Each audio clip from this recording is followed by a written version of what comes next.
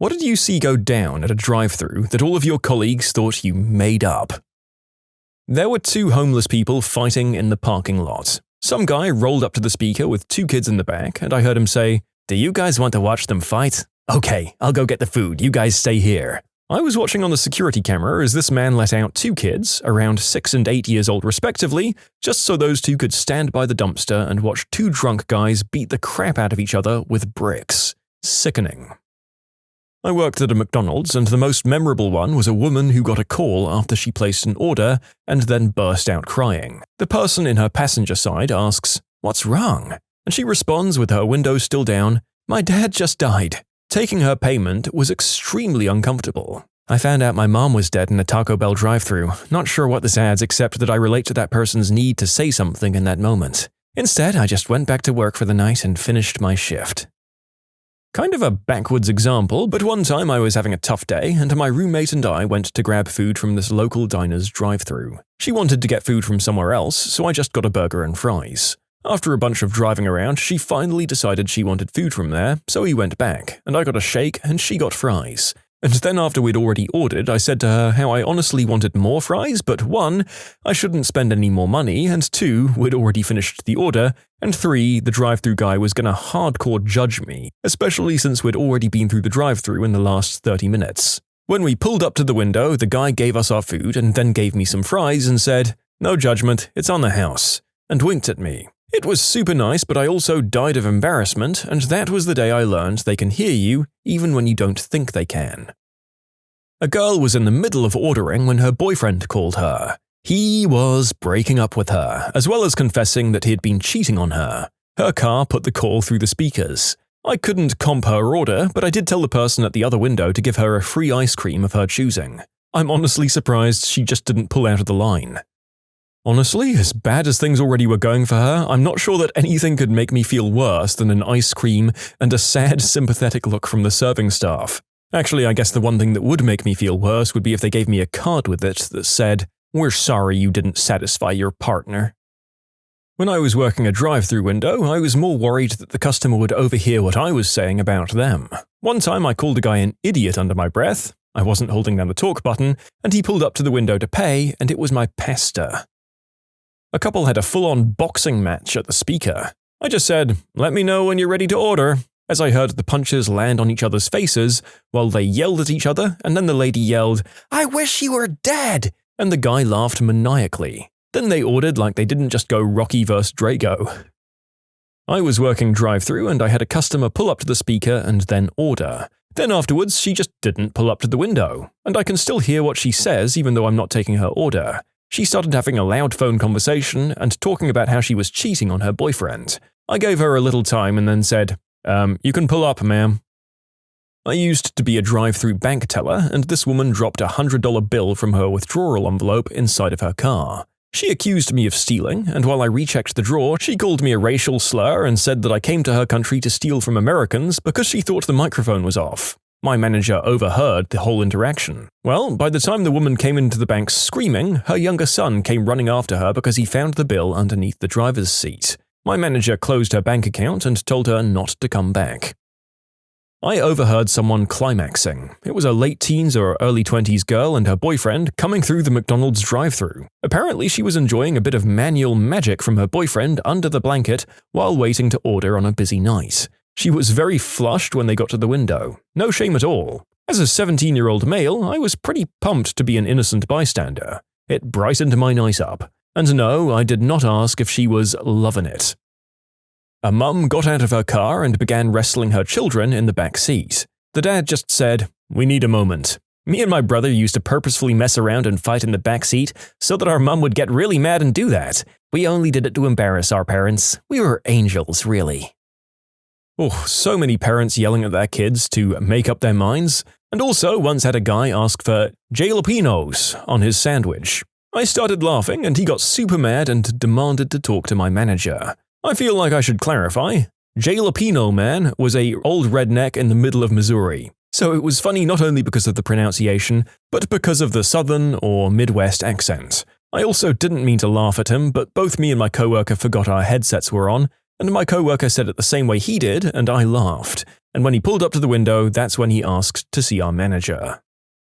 We have a camera at our place, and it's right there, so it's not hard to see. But I still get to see parents smack their children, couples arguing, the nasty, nasty faces you make at me, the arm gestures of how fricking dumb are you when I ask if they want cream or sugar in their coffee, because I'm supposed to know you want 13 and 9 in a medium, and the worst is dumping garbage right in front of the camera. Ugh. I feel like I don't hear a lot of the crazy stuff, but I see a lot. I see people's cars filled to the top with garbage. This old lady came with blood all over her sleeve, crazy stuff like that. Mine is actually the reverse. I was the employee that accidentally said something through the headset that the customer heard. It was a Steak and Shake about 10 years ago. The headsets had a button to push for talking through just the headsets, and a button for talking to the customer. You can see how the mistake happened. We were joking with one of my coworkers about her having to sleep here instead of going home, and I said, "Hope you brought your pillow, because you're not going anywhere." And then I heard the customer laugh, and I died a little bit inside. A guy came to the Wendy's I worked at and got in an argument with his wife about if we served tater tots or not. After a few minutes, I butted in and told him we didn't serve tater tots. He told me that they were on our screen and, "I'm gonna get them tots." He was looking at the chicken nuggets, though. I was taking an order for a college-aged couple. They ordered a couple of Happy Meals. After I told them their total, I heard the girl yell excitedly, "We're getting toys!" And they pulled up, and she has the biggest genuine excited grin on her face. Honestly, made my day. It was super cute. Sometimes after we're closed, we keep our headsets on so we can talk to each other while closing up. When someone pulls up to the drive-thru screen, we have a pre-recorded message saying that we're closed. And there have been many occasions for people driving up, hearing the message and yelling, "Well, frick you," or something along those lines into the speaker box. I heard them talking about me after I'd taken their order. Jeez, she sounds like Minnie Mouse. Someone should take the helium away from that kid. It happened reversely. I was waiting at a Wendy's drive-thru. It was kind of late, 10:30 or 11, and the girl at the drive-thru's headset was being weird. I heard, "Frickin' piece of crap," slapping sound. Apparently the battery was almost out and she was trying to switch them. I had to try very hard not to laugh. Opposite thing here, but it's still a good story. I was working the window while a friend was on the headset. I kept messing with him all night while he was taking orders. He started getting frustrated while still laughing. A few hours later, a lady was in the middle of her order when I said something to him. He didn't realize he still had his mic on and yelled, "Would you just shut the frick up?" The lady said, "Oh my goodness, excuse me?" And he just kept apologizing profusely, but back then it was the most hilarious thing to us teens. Most customers don't realize that everyone at work can hear the conversations in the drive-thru. We sell Angus burgers at our restaurant. A customer once ordered well, how can I say this on YouTube? Take the word Angus and remove the G and you have the medically correct term for the butthole. So yeah, basically one butthole burger please rang through the order system, and the entire staff was in tears laughing at the poor guy. Once again, the narrator had to really weigh up the risks of whether he could say ANUS here and risk demonetization, prompting serious rewrites of that poor guy's comment. It's so damn funny though. Imagine not even being plugged into the order system and just watching a bunch of your co-workers collapse in hysterics like they'd all been shot by some sort of silent, fast-acting neurotoxin. One time we had a person sit in the lane for 7 minutes having an argument with the other person in the car over their divorce. On top of that, there's conversations about deadbeat baby daddies and stuff like that. Drive-thru can get real weird sometimes.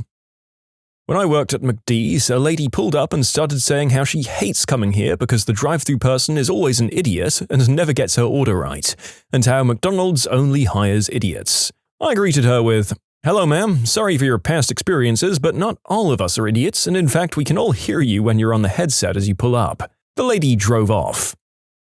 Most of, if not all of Starbucks drive-thrus have a camera, so we can see you. We can see when you flip us off, we can see when you're doing something you shouldn't be, we can see the faces and hateful glares that you make, and more importantly, we can see when you and your significant other are for some reason trying to get it on in the drive-thru lane. Like, y'all can't wait and pull into the parking lot for that? I don't work at a drive-thru, but I've witnessed some horrible behavior from my sister at a McDonald's once. She ordered nuggets and extra barbecue sauce. The food comes out and she opened the bag before driving away. No sauce. She sassed the lady at the drive-thru. "I asked for sauce." I think mainly because of her tone, the woman didn't acknowledge her. So my sister shouted at her again, and again, but added an expletive or two this time. Finally, the woman opened the window and tossed the half-dozen sauces at my sister. And my sister picked one up and chucked it at the woman's head and drove off. God, I hated driving around with my sister. You can submit your own stories to be featured here on the channel. The story submission link is in the description below. And if you want to listen to some vibey music in the background, check out easymode, also linked below, and subscribe. I was working at McDonald's and we'd just upgraded our headsets for the drive-thru.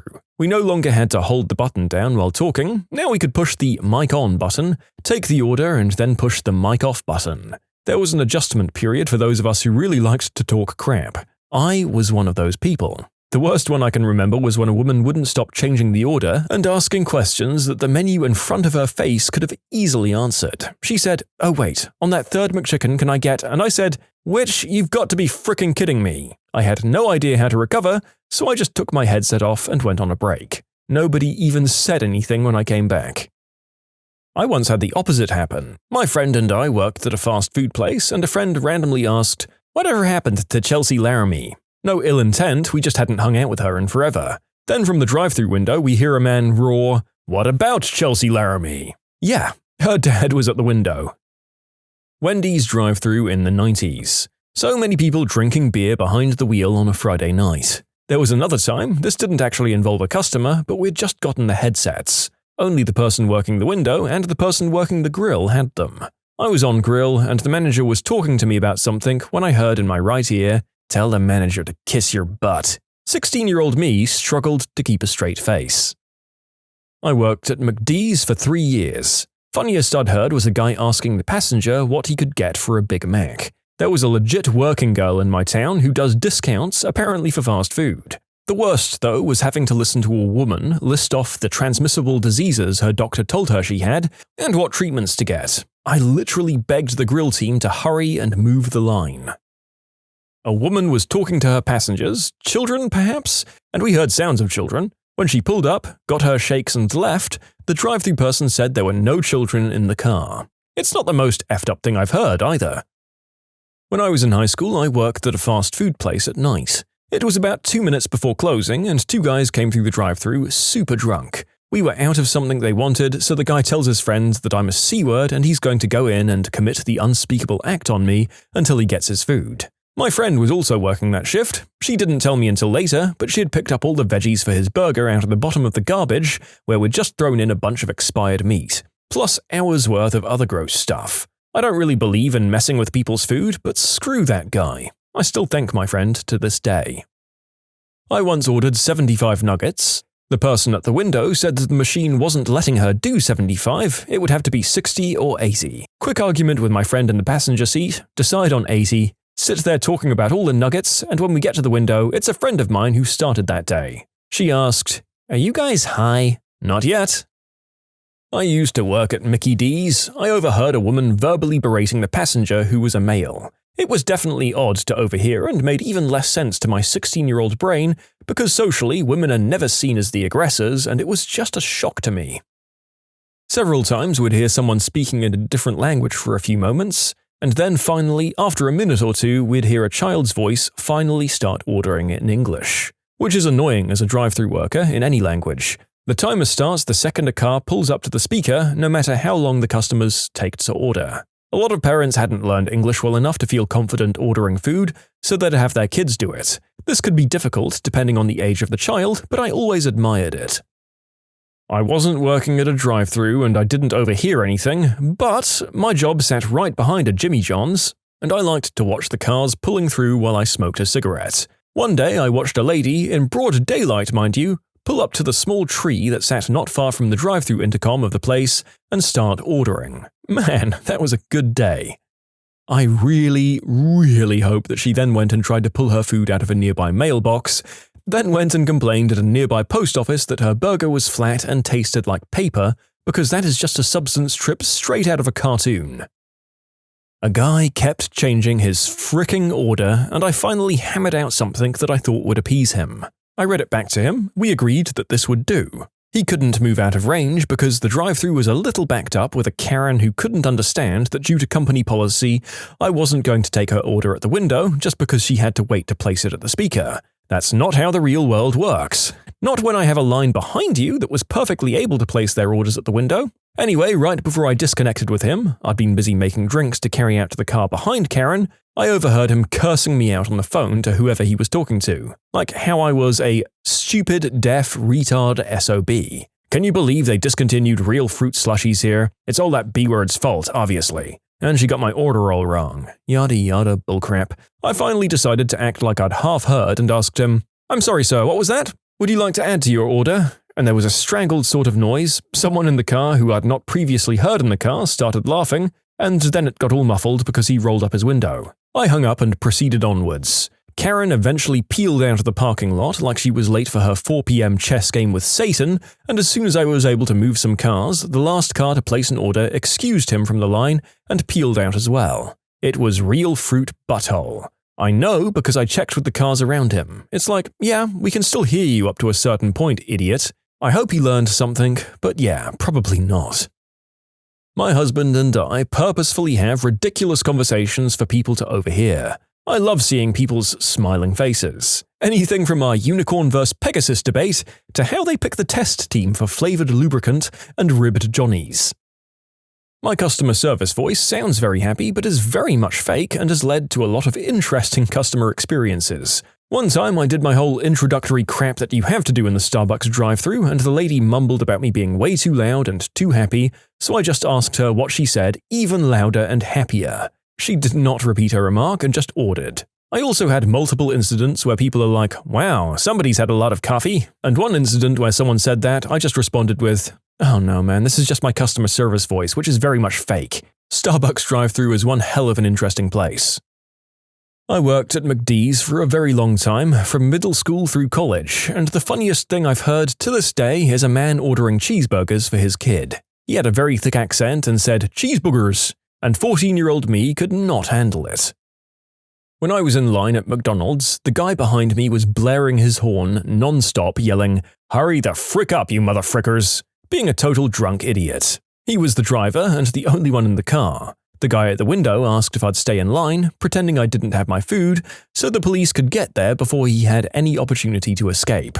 The police came, towed the vehicle, and put the guy in the back of a cop car. Really a winning moment for that dude. Customer here, I'm usually just cussing out the driver in front of me for not pulling up closer to the car in front of them. "Yeah, that's right, Karen, you definitely need 3 car lengths between you and the next car. That's okay, because I clearly have all fricking day and so does everyone else who's behind me, and we'd like to order. Who knew I was going to eat at the same McDonald's as the frickin' queen of the universe? I'm so honored. Please put your goddamn phones down and roll on through. Other people are hangry and would also like to get some food. This has been a public service announcement from an internet person who'd like everyone to tighten their crap up." I used to work at Starbucks, and some mum was yelling at her kid who I thought must have been a teenager because of her voice and all the cussing. She pulls up and her kid is like 6 years old, calling her mum a B-word, a C-word, a craphead, all of that. I heard everything. My mum and I drove to a Steak and Shake drive-thru and it was super busy. We didn't have to wait long to get to the speaker to order though.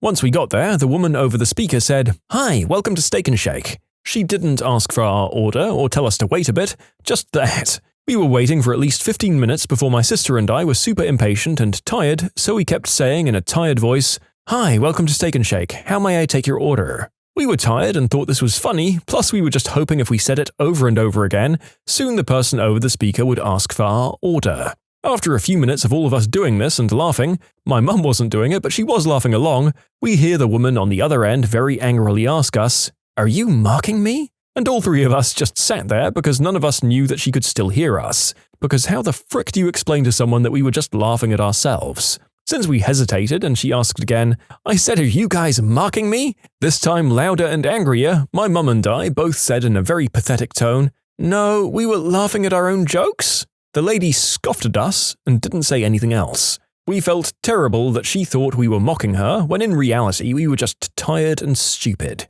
So we drove off without ordering and got food somewhere else like dogs with their tails in between their legs. What changed the view of a bigoted person to an anti-racist? Grew up with an ignorant stepdad, and although I never actually felt hate towards anyone, I'd laugh at and repeat his jokes. Until I was kicked out at 18, the only non-white people I'd ever met were a Mexican family, who were my adopted neighborhood family, and a black guy I was friends with from school. They also made the same jokes about their race and laughed along depending on the crowd. It wasn't until I got older that I realized they were all probably doing that to fit in and could have been living somewhat in fear. After being kicked out, I moved around a few times before finding a job working with developmentally disabled adults. I was hired as the white guy, the company and all the workers were all born in Africa, and moved to the US. It was a culture shock at first, but they immediately became family. They taught me how to cook, how to treat others, and their culture. They even made sure to teach me how they were treated in public by citizens and police. Since then, I haven't made or laughed at a single joke about race. I've made sure to look at everyone the same way no matter what, and I've made sure to try and help others understand how their actions may not intentionally be evil, but they can still be hurtful. I've met so many beautiful people that I wouldn't have had the chance to talk to if I'd followed that influence growing up. If anyone has any thoughts based on the color of someone else's skin and is reading this, please sit down and have a meal with someone. You'll be surprised how much you have in common while also having such different lives. I live in a pretty prejudiced country. Natives here think that we're not that racist, but sometimes it's just, wow. My family also didn't help. Comments about Black, Latino, and Romani people were constantly made, and I also got some of that racism inside of me when growing up. My depression made me change in some ways, and I guess that's one good way it changed me. I was in bed at 4 a.m. and couldn't sleep, so my brain thought it was a nice hour to think about these things for some reason, and I started asking myself, why? Why do I consider myself better than a black person or a Latino person or a Romani person? Why am I better than any of them? Why are they less than me? And also, what? What makes me good by default? And what makes them bad? What do I get from all of this? What do we get from all of this? I guess the answers were simple. Also, with therapy, I learned that making yourself feel better by making others feel worse isn't a good antidepressant, and that it is indeed a crappy move. Yeah, couldn't really have said it better myself. The people who do and say these things generally don't feel great about themselves to begin with, and most of them are really barking up the wrong tree with the way they try to make themselves feel better. Not me, but my best friend's parents. They told her not to touch me because she'd get my, quote, skin disease. I'm a brownie, and at the time we met, I was 12. They didn't want us to be friends, but I'd always be kind and polite to them, knowing full well how they felt about my skin color. One year, my friend, at this point best friend, was having a sleepover party, and her parents said I could come, but I couldn't sleep over. My friend then cancelled her party, and her parents must have felt like complete crap because they started to talk to me more and more after that. We've been best friends for almost 30 years now. Her parents came to my wedding, and they send me a Christmas card every year. They call me and ask me how I'm doing, and they invite me to their get-togethers. I'm glad they came around, and I'm proud of them. My dad would make disparaging remarks about black people, Mexicans, Chinese people, basically everyone else when I was a kid. I remember repeating these same sentiments, and nobody ever corrected me. In first grade, we were all assigned pen pals from a school in another city, and mine was a black girl named Chardonnay. I thought she had a weird name, and I was disappointed when I found out she wasn't white. Very soon after that, we learned some very basic info about the civil rights movement during Black History Month. Martin Luther King Jr., Rosa Parks, separate water fountains, segregated schools, stuff like that. After that, I felt really bad about being racist and wanting a different pen pal, and really ashamed of my dad and grandparents for thinking that way. And I was so mad that they'd taught me to think their way. After that, I was really happy to have the opportunity to write to my pen pal and get to know her better. I'm so thankful that my school started teaching us about racism early on. It's scary to think about how it could have ended up if those sentiments had gone unchecked. My grandma grew up in Virginia in the 1900s. Being racist is just the default setting. Nana loved her family more than anything, though. So at one point in the late 1980s, she met her first not 100% white grandkid and discovered she still loved him. She made astounding late-life progress accepting that darker skin-toned people were not only people, but family, friends, and welcome in her house. I grew up in a white bubble. White neighborhood, white schools, white friends. I wasn't hate-filled or anything towards other races, just a bit nervous due to zero experience. I heard a lot of racial epithets, but I didn't say them myself. Going to college, I met many people of many different races and found most of them were just good people. I discovered that the same 10% jerk to 90% good people ratio I found among white people at my high school translated to college as well. The jerks were not grouped in a particular minority, but pretty universally scattered. My mom was surprised when I brought home a girlfriend from college who wasn't white. Mom asked why I didn't tell her in advance, but I didn't think that was important. I married that girl a few years later. I got over my prejudices when I moved away from my one-horse hometown and got away from my extremely prejudiced family. I didn't even live in a one-horse town. My hometown had one of the fastest-growing zip codes in the country at one point before I left for college. However, the religious environment I grew up in was just very racist and of course quite homophobic. I feel like those always go hand in hand, right? My father told me that the Bible says you shouldn't date outside your race, and that I would never date or marry a black or Hispanic man because he didn't want his bloodline mixing with theirs. Don't worry though, these apparently weren't his thoughts. He talked to God and God told him this. Joke's on him. After dating a bunch of loser guys who just so happened to be white, I was set up on a blind date with a man who happened to be Hispanic. That was 5 years, 5 pets, and a house purchase ago, and we're getting engaged any day now. I had to go through a journey to become a decent person before that, but it started pretty much immediately after I went to college and started making friends that I didn't have to have approved by my parents. Turns out, all the people my parents hate are actually really freaking nice and supportive people once you treat them as humans. Meanwhile, all of the respect and courtesy in the world won't make my parents any less themselves. Man, I don't even know where to start with this one. I grew up in the middle of frickin' nowhere, Mississippi, where the slave trade was referred to as the Great African Migration in our history books. Every person of color was referred to by the N-word as just the default. It wasn't until I moved the frick out of the South that I began to comprehend what racism was. I wish I could say I had a moment of clarity that washed away all the bullcrap that I'd grown up with, but it was more like a couple of decades worth of mental deprogramming that I had to fight against. There was so much underlying hate of different people that warped how my view of the world was. Oh boy. Well, I'm sure the current administration will do their utmost best to bring the term Great African Migration back as the cultural norm given the way they're going. I'd apologize for being political, but February and March of 2025 have really been something, let me tell ya. I didn't realize the incredibly bigoted environment I was being raised in until 4th grade. I was in a group project having to give a presentation to the class. My group was me and 2 black girls. My parents hated black women, black people in general, but especially black women. As they both watched tennis, you can guess all the crap they said about the Williams sisters. Meanwhile, there I was, standing there watching my group mates talk. They were just as good, if not better than me at talking in class, or understanding the materials, or anything really. I can still see that moment where the class fades away in my mind, and one of my group mates is talking to the class where I realized a fundamental truth. My parents were wrong. It still makes me sad thinking about stuff I remember saying as a kid, regurgitating things I heard my parents or relatives say, but in my experience, as I've gotten older, is that the number way to combat racism is to bring people into the same room.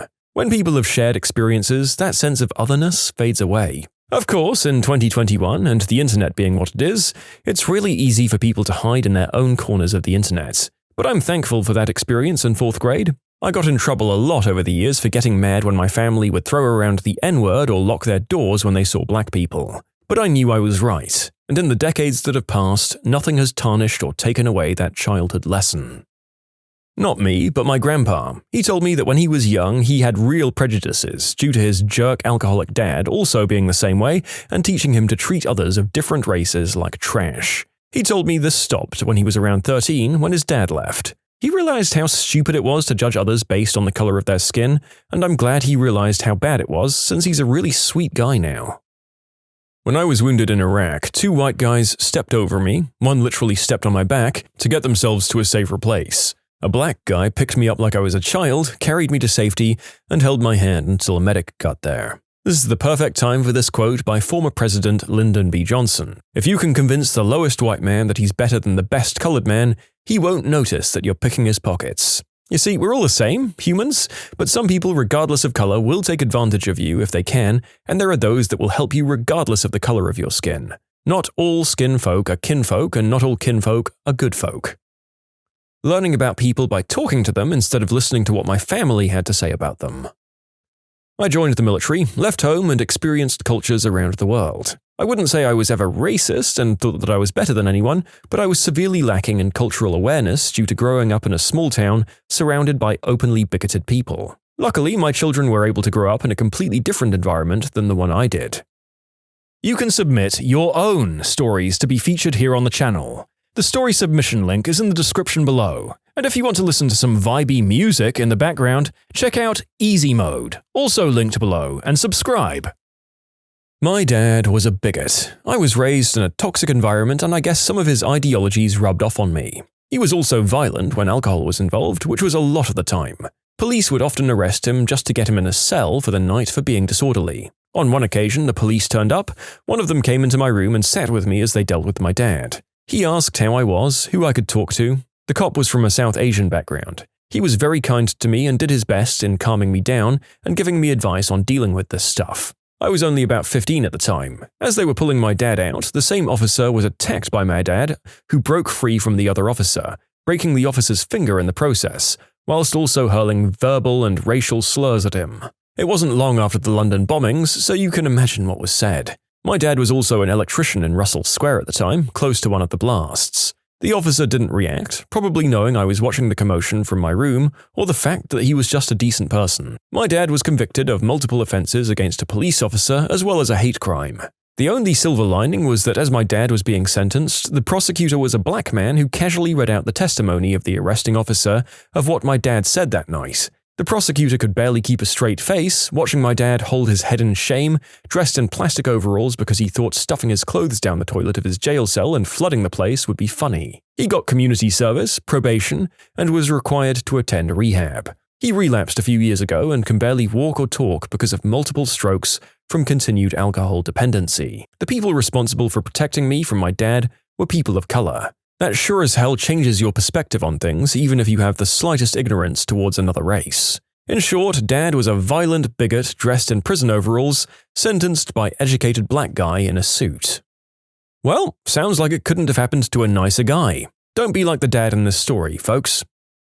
From birth, I was raised, according to my parents' views, in a pretty backwards household. I'm from Virginia. I was ignorant, I used the N-word, anti-Semitic, homophobic and racist language every day. My immediate family and extended family all shared the same ignorance. At family gatherings, if one of my oldest cousins let slip they were dating someone new, the first question would literally be, "Is he or she white?" Followed by laughter, but the question was serious. Then I started middle school, 6th grade. On the first day of class, I set down my backpack against the classroom wall, like every other student, while we found our desks, and had a small meet and greet with new classrooms. I made sure to only speak to the white kids whom I knew from elementary school. Our teacher then told us to take our seats. I'm 42 years old and I remember it like it was yesterday. I picked up my backpacks, found my desk, and before I could open my bag, the girl behind me told me she liked my earrings.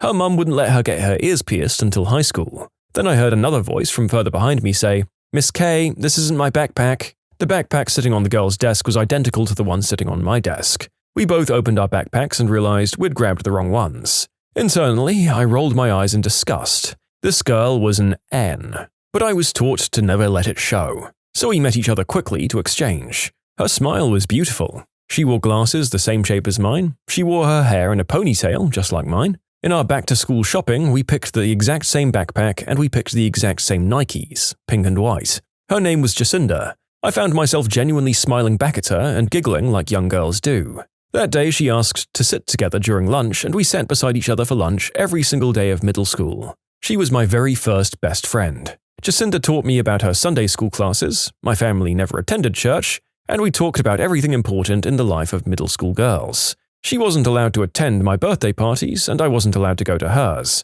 but we always celebrated together at school. I loved her so much. When it was time to go to high school, I continued in public school and her parents chose to homeschool her. I thought homeschooling was the coolest idea. Jacinda was and is brilliantly intelligent. God, she was going to do great things for this world. Long before the age of social media, we lost touch sadly, but I still think of her often. After meeting Jacinda, I never used another racist or derogatory word. Meeting Jacinda changed my life for the better. Real talk, some of these answers make me extremely uncomfortable. It's mainly white people realizing minorities, especially black people, are humans too. It is positive, but it just makes me realize there's a lot of racists out there who view minorities as subhuman because of their stupid upbringings and ignorant ways of thinking. Moving out of a predominantly white neighborhood and meeting people of different races and backgrounds, realizing they're just people like you trying to live their lives. That'll do it. My situation was complicated growing up. My father was the son of an Italian immigrant with Egyptian roots, and he was so ungodly awful towards anyone not considered white as he considered himself white. The thing is, my dad has dark brown skin, dark brown eyes, and black kinked curly hair. He looked exactly like the people he criticized the hardest. He hated Arabs, all Arabs, and he is part Arab. This was so confusing. He also hated gay people, Muslims, the commies, whoever they happened to be, and any type of alternative lifestyles. He hated black people the most, though. He told me if I ever brought home a black boyfriend, he'd disown me. He told me as a small child that if I misbehaved, I'd be sent to live with an N-word family in the ghetto. He was equally misogynistic and held on to a strong patriarchal mindset. I admit, as a kid, I repeated his words. All the other kids did too in my neighborhood, so I thought he was right. It wasn't until I was literally in my 30s that I realized the internalized racism I still held on to. All my partners and friends were white my entire life. I felt unsafe near a group of black men. It was only when I moved to Northern Europe that I realized I'm not considered white here, and I experienced racism myself, and whoo, let me tell you what an eye-opener that was. I began to dismantle my entire thought process, and honestly, I'm so repulsed by my father now I can't even speak to him without feeling disgusted. He's really old now and much more calm, and probably won't live more than 10 years. I haven't returned to my birth country to see him in almost 7 years because I'm so angry at him.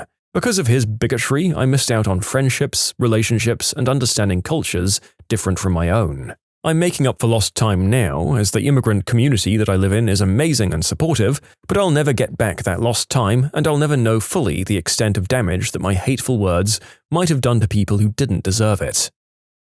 Yeah, it's tragic how many otherwise good people likely get set off on a bad course with regards to how to treat other human beings for decades after they leave home. So many missed opportunities and connections turned aside because your folks were full of hate that they themselves had passed on to them.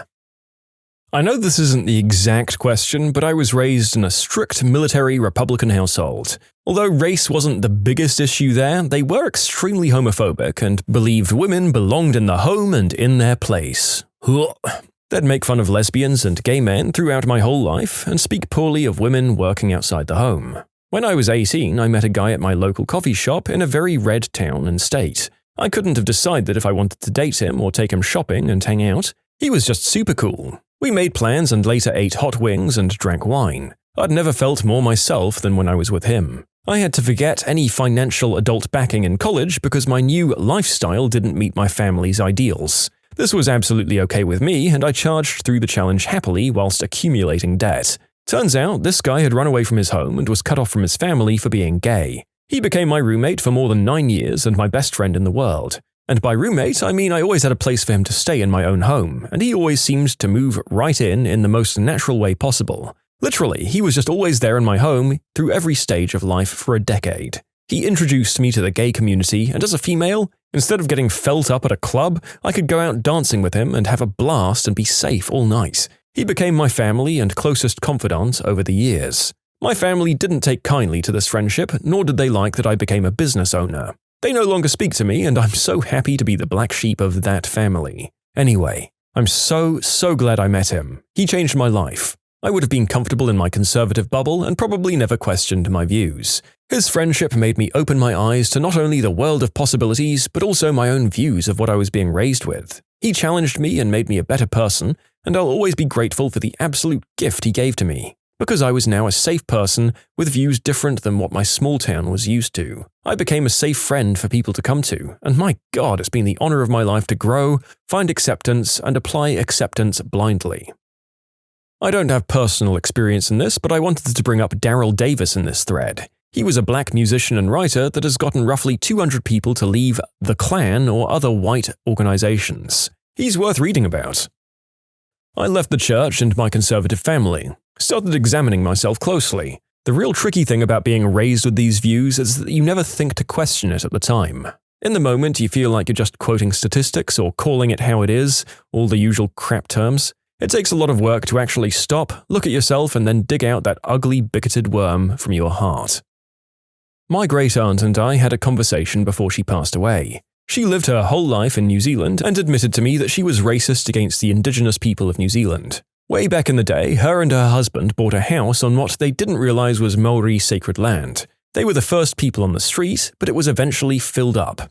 Over the years, they had a lot of run-ins with the elders and even protesters. This tension only worsened her idea of Maori people. Her and I are both kind of spiritual and religious, and had already talked about our respective beliefs a little bit. She said that one day the Holy Spirit told her to learn the Maori language. She said she resisted the thought for a long time, but eventually decided to. Learning te reo connected her with Maori culture, and more importantly, directly with Maori people. She learned to love their culture, and continued to go to lessons for the remainder of her life. She also demolished their house and built a new one down the road. So, if you're ever in New Zealand and find a street where the house numbered 1 is planted firmly between 3 and 4, you've found the house of my family. Too stubborn to change their house number, but willing enough to knock over their old one for people they didn't know.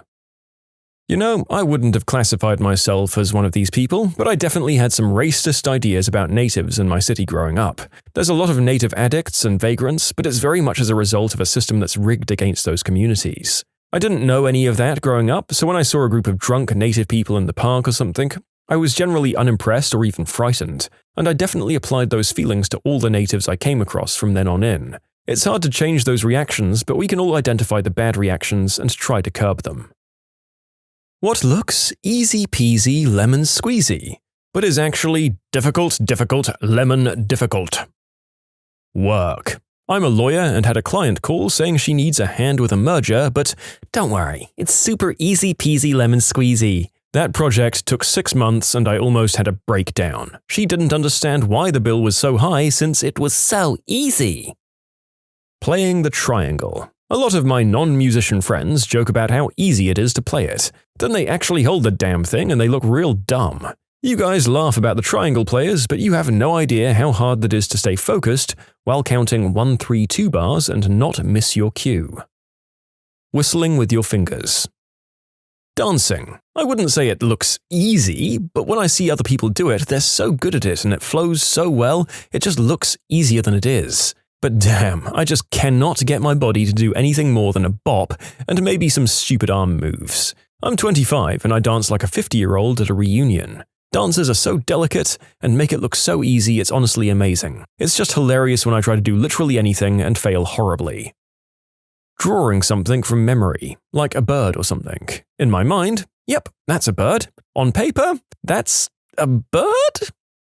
Those capture things on Google. I can honestly never read them and the website always thinks I'm a robot. I swear when I have to select photos with street signs and one overlaps just barely into another square, I consistently fail them. A basic physical exam at the doctor. Looks like a simple look at the throat, listen to the chest thing. Yep, they have a heart all right. When in actuality, doctors spend thousands of hours practicing it so that when you come in with a murmur or a funny-looking kid syndrome, they can recognize it immediately. And yes, there are entire class sections on how to respectfully ask your patients to turn their head and cough as you push on their downstairs. They're looking for hernias. Digging. Anytime it's shown in movies or TV, it looks easy. But the second you have to grab a shovel and break dirt, ugh. Oh, television. Here, just let me dig a 6-foot grave with a shovel. 20 minutes later, welp, all done. That is not how it works, Walking Dead. The narrator has just been playing the start of Kingdom Come Deliverance 2, which is a remarkable medieval life simulator, apart from the fact that your character can somehow dig a grave in a few minutes whilst sick the day after taking an arrow in the back. I'm a relatively fit person, and I think I'd struggle to do it in a day if the soil was anything less than perfectly soft sod. Natural-looking makeup. It's far more work than regular makeup. When people say easy as pie, pie is the most difficult thing I've ever done or made or calculated. Street names. Everyone thinks it's great fun and likes to offer suggestions, but every tree, lake, and other natural feature has at least a dozen variations which you can't repeat for emergency service reasons. That, and you get cities which want a street name change anytime the road changes direction, regardless of a logical breakpoint like an intersection. Pretty much anything that a professional does. They make it look easy because it's their job. Throw a football 65 yards accurately? Poof! Simple if you're an elite athlete. Cut open a chest cavity to fix a few coronary arteries? That's just another day at the office for a surgeon. Frame up a structural wall within a 2,000 square foot house? Just a bunch of wood and nails is all you need. Make crowded teeth perfectly aligned? Surely it's just a matter of wearing trays 1 through 55. Voila! It's all straight. In reality, each of these tasks takes someone who's trained for years to visualize the problem, solve it, and execute it to the T. It looks easy because they've practiced the heck out of it. Making lemonade. Sure, squeezing one lemon is easy peasy, but do you know how much juice that makes? Not a whole lot. Flying remote-controlled helicopters. It looks so effortless when watching seasoned flyers, but in reality it's like balancing a marble on an upturned bowl. I'll never forget the time I went out and bought a decently priced helicopter. 5 minutes into setting it up, I didn't even get it 3 feet off the floor before it smashed into the deck chair I was sitting on, destroying the rotor blades. I tried maybe like 5 to 6 more times before I gave up, and now it hangs in my garage as a monument to my failure. Hanging out with your friends during that "I'm not at school but I'm still dependent on my family" period, where you have spare time in droves but no way of getting anywhere. Writing a 250-word open-ended reflection where you're expected to be creative. All I want as a grad student is some goddamn structure and also a rubric. Actually doing things. In theory, it's simple, you just do the thing. In reality, I procrastinate until I hate myself. Self-discipline is the single hardest skill to master in this world that makes it so easy to just not. Maintaining friendships from high school and college after you graduate. People get so busy with work and starting their own families that friendships get put on the back burner. You stop talking to someone for a few months and then suddenly it hits you that you're no longer friends with that person. You should reach back out though. Everyone understands, and I've rekindled and kept in touch intermittently with so many amazing people. Yes, we're not the best at talking every day, but if crap went down I could give them a call and vice versa, and when we do get together it's a great time. I use a wheelchair, and people usually don't believe me when I say that getting around can be difficult. Because many of them think that pushing a wheelchair is easy. They literally tell me this. The thing is, when you use a wheelchair all day and it's basically your only means of transportation, it looks more natural. This becomes a problem when I point out accessibility problems. They often don't believe me because they see how I can navigate and just assume that it's easy. That's because I make it look easy. Finding the person I always saw myself falling in love with. Folding fitted sheets. I've watched instructional videos that make it look so easy, but I always just end up with a crumpled mess, and that's how it gets put away. Finding a career that you'll want to go to every day that won't crush your soul. Remember when you were young and teachers told you that you could be whatever you wanted to be? Yeah, not so realistic when you want to pay your bills and maybe have a little beer money as well. I didn't go to college, and I struggle with the thought of not being able to have a lateral career move without a degree. But then I see my friends absolutely floundering with their student loan payments, and I think that maybe I don't have it so bad after all. I went to college, grad school, got a PhD, and I work in a senior role at a highly coveted company. I still don't feel happy. The one thing I've learned after all these years is that happiness isn't defined by your title or company affiliation or number of letters after your name. My resume won't be on my tombstone. But in many ways, I'm stuck because of the responsibilities I have now and all the people in my family and my profession I'm accountable to. I feel like I'll always be in pursuit of happiness rather than enjoying the moment I'm living in. Beekeeping. You see those videos of the old dudes in their veils and beekeeping suits, and it makes it seem so relaxing and easy. Turns out that bees aren't so good at finding enough food on their own, and they can get really sick real easy, and in the winter they can mold. Have you ever seen moldy bees? Sometimes they're not even dead. It's still worth it though. It's kind of a pipe dream of the narrator's to one day have a cottage with a bit of land that he can live out his Stardew Valley life aspirations on, including beekeeping. This makes me a little bit scared about it. Poor little cordyceps bees. Socializing with people. I have severe social anxiety, and even small interactions with strangers and some people I've known for a while are really hard for me. I don't hate people or dislike being around them, but I'm just awful at keeping conversations going or initiating them. Outgoing people make it look very easy. For me, it's not. Losing weight. Changing habits is hard. Screw you, duvet covers. Screw you hard.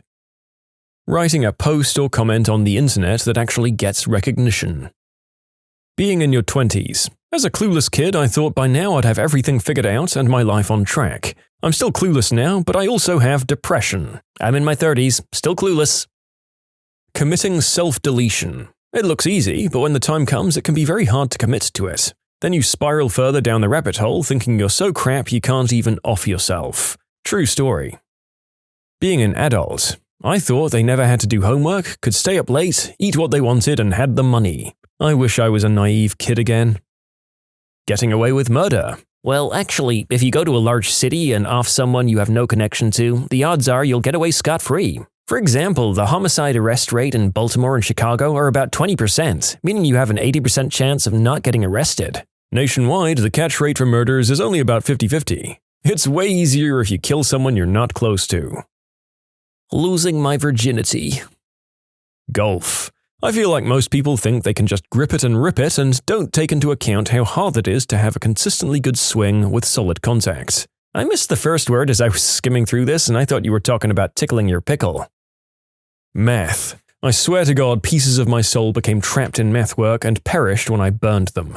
When I was younger, I did terribly at algebra and geometry. I failed one and went to summer school for the other. I couldn't grasp any of it, and if I did decently on a test, it was because I was looking at other people's answers. Calculus was so out of the question that it would have been ridiculous to bring up as an option for a class to take. Here I am today at my full-time job doing basic math that I learned from grades 3 to 5, and I kill it. Don't let the difficult math get the best of you, folks.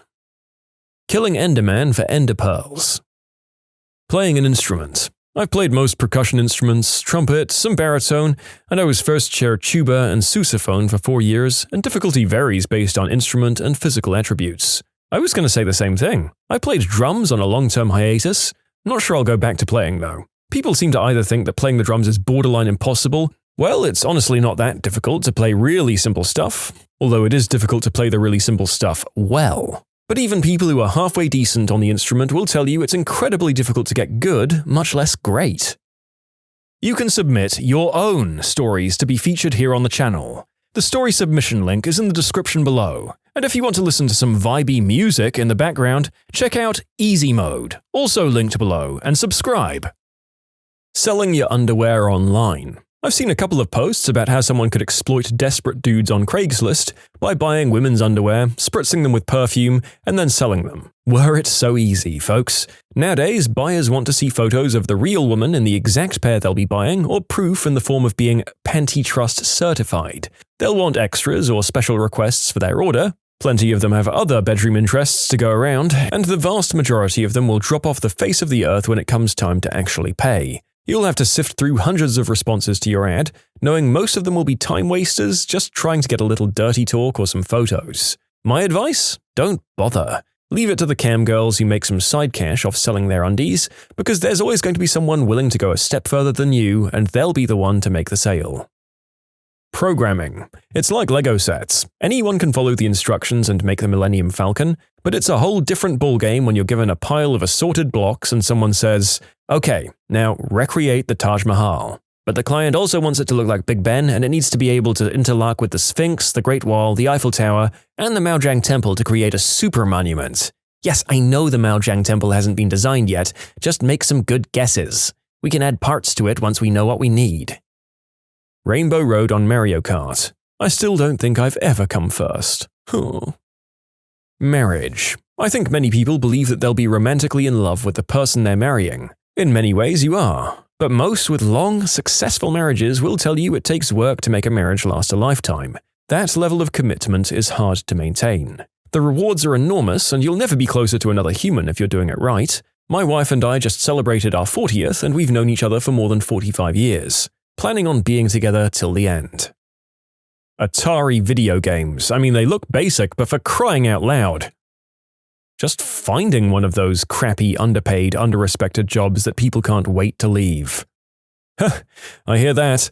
Either they aren't hiring you when you're young because you can't write a CV to save your life and nobody wants to employ a lanky, weird teenage boy, or you've worked better jobs since then and now you're overqualified. Winning.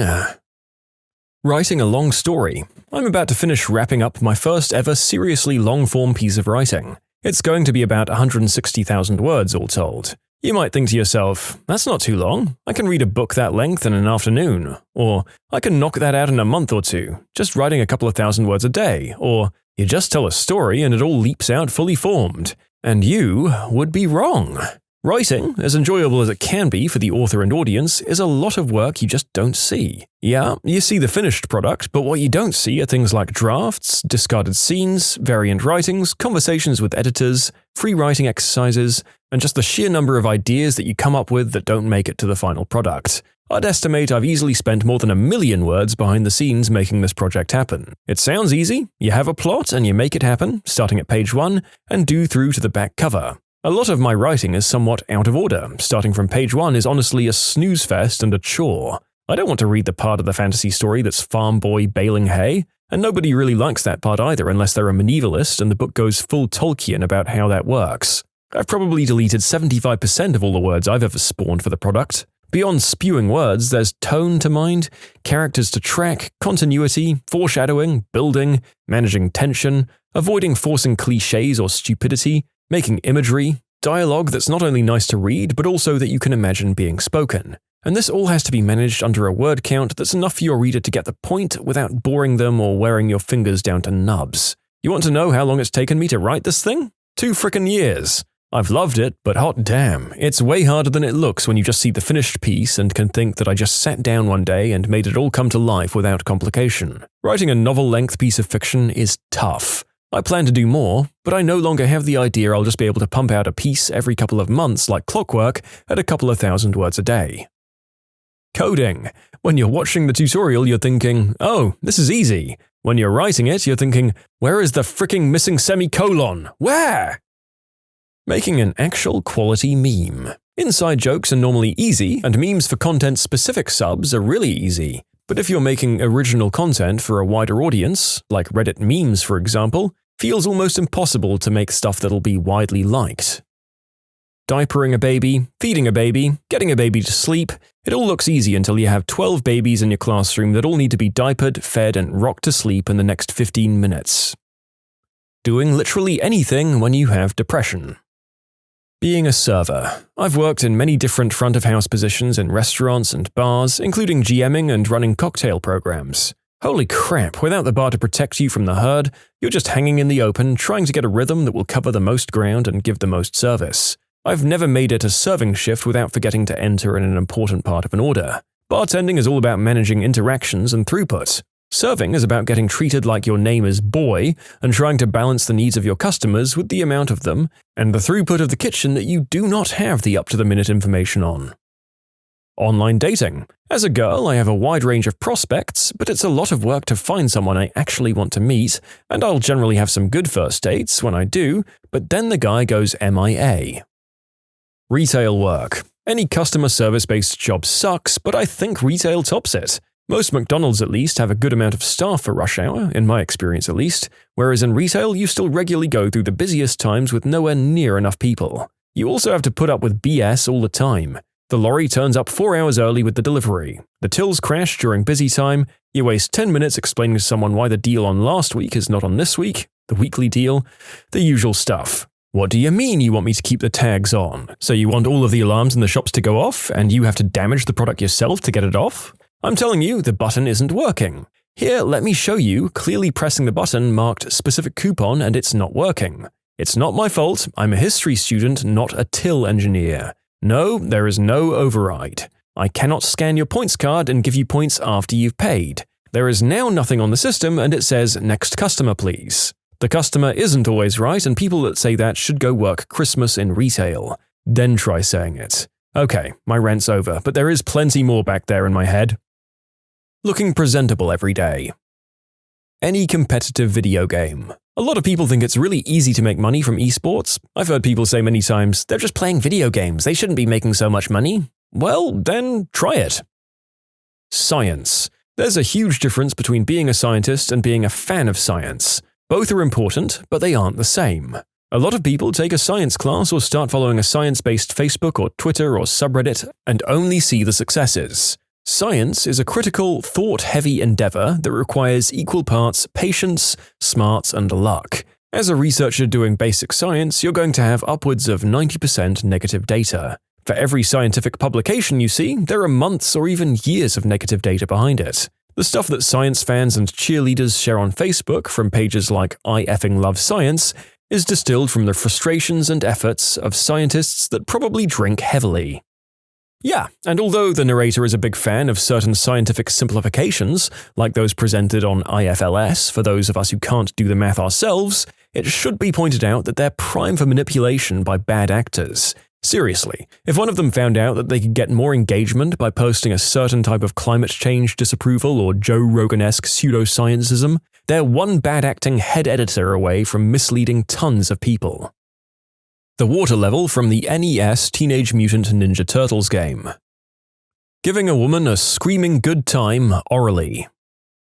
An ollie on a skateboard. Keeping it calm. Screw you, meme. At the very sight of keep it calm, I remember everything that's wrong with this world. Life after university graduation. People always say that they can't wait to graduate, but little did they know it's just going to be an uphill battle from there. Creating a routine is the easy part. Actually following through and maintaining that routine is the problem. Telling the people closest to you that you're not okay and that you need help. You think about it, and you play it out in your head, and then your stupid brain takes the worst possible response or outcome that could happen if you reached out and puts it front and center on repeat. Any legitimate reaction or discussion is then hidden behind the thought of being ridiculed for weakness, mockingly pointing out your flaws, minimizing the situation, so you hide it. You fake it and you just cruise through the day on autopilot until a week or two passes by and you consider it again. You repeat the cycle, continually beating yourself up in your own head. If you're strong enough, you deal with it for years, decades even. And if you're not, it starts to manifest into the real world and starts to affect how you behave and how you interact with the world and others. Maybe you start to isolate yourself, fearing that the next conversation you have, you might slip and say something that will let the cat out of the bag. You may even become hostile or domineering to people because that level of interaction is the easiest kind to get, or maybe it's just fun. Or in the worst case, you turn to different substances just to make it go away for a little bit. You go through these motions over and over and over and over again, but you just end up back at the beginning. Thinking about how all the friends you went to school with are now married with kids and are buying their first homes, or are now really finding their rhythm with their careers and are starting to climb the ladders in their respective fields. Maybe both. While you sit here, alone, on Reddit, putting thoughts that you've had for months into texts, kind of hoping that it gets buried. All because you couldn't find a way to say, I don't know what I'm doing and I need help. Would you date someone with zero relationship or bedroom experience? Why or why not? Of course I would. I'm not about to pass up the chance to have someone say, you were the best I ever had, and have it be factually accurate. I'd do it, then we'd have something in common. My partner and I were each other's first real relationship, so we were both pretty inexperienced. I personally think it was really nice that we had the opportunity to figure out what we liked together. Sure I would. I could probably lead them into believing that my pickle is the right size. Yes, everyone's got to start somewhere. Of course, I'm attracted to the person, not their experience in the bedroom. Plus, that might even be interesting. Sure, don't see why not. I've never resented teaching. I lost my virginity at 25 to one of the sweetest and most attractive women I've ever met. She was 26 at the time and had a fair bit of experience when it came to relationships. She was one of those girls that was basically never single. We went on a date and had an amazing time. I told her that I had very little experience, but I never actually told her that I'd never kissed a girl. I walked her home, and when she saw I was hesitating, she basically subtly told me to kiss her and then invited me upstairs, and we eventually ended up doing the deed. I went from a guy who'd never kissed a girl to a guy who'd lost his V-plates in a matter of hours. 10 years later, married with 2 kids, we still do the deed 3 to 4 times a week, and according to her, I'm the best lover she ever had. There you have it. Some people don't really give a crap about experience. As a 30-year-old virgin, these replies are giving me some hope. I don't really care since you can always learn and get better. People should never expect it to be the best with someone the first time they do it. It takes practice. I'm currently 2 years into a relationship with someone who had no previous relationships and no experience in the boudoir. Hands down the healthiest relationship and best adult-rated fun of my life. I was never bothered by his lack of experience, just surprised that such an amazing person could be single for so long. I adore him, and I very much hope that he'll be the one. The narrator didn't do the deed until his mid-20s, and unless every person I've been with since then has lied to me, I don't think that stopped me from putting in a good performance from time to time. On the other side of the coin, finally losing your V-plates doesn't unlock superpowers and make it easier to get some next time either, so don't go thinking it will.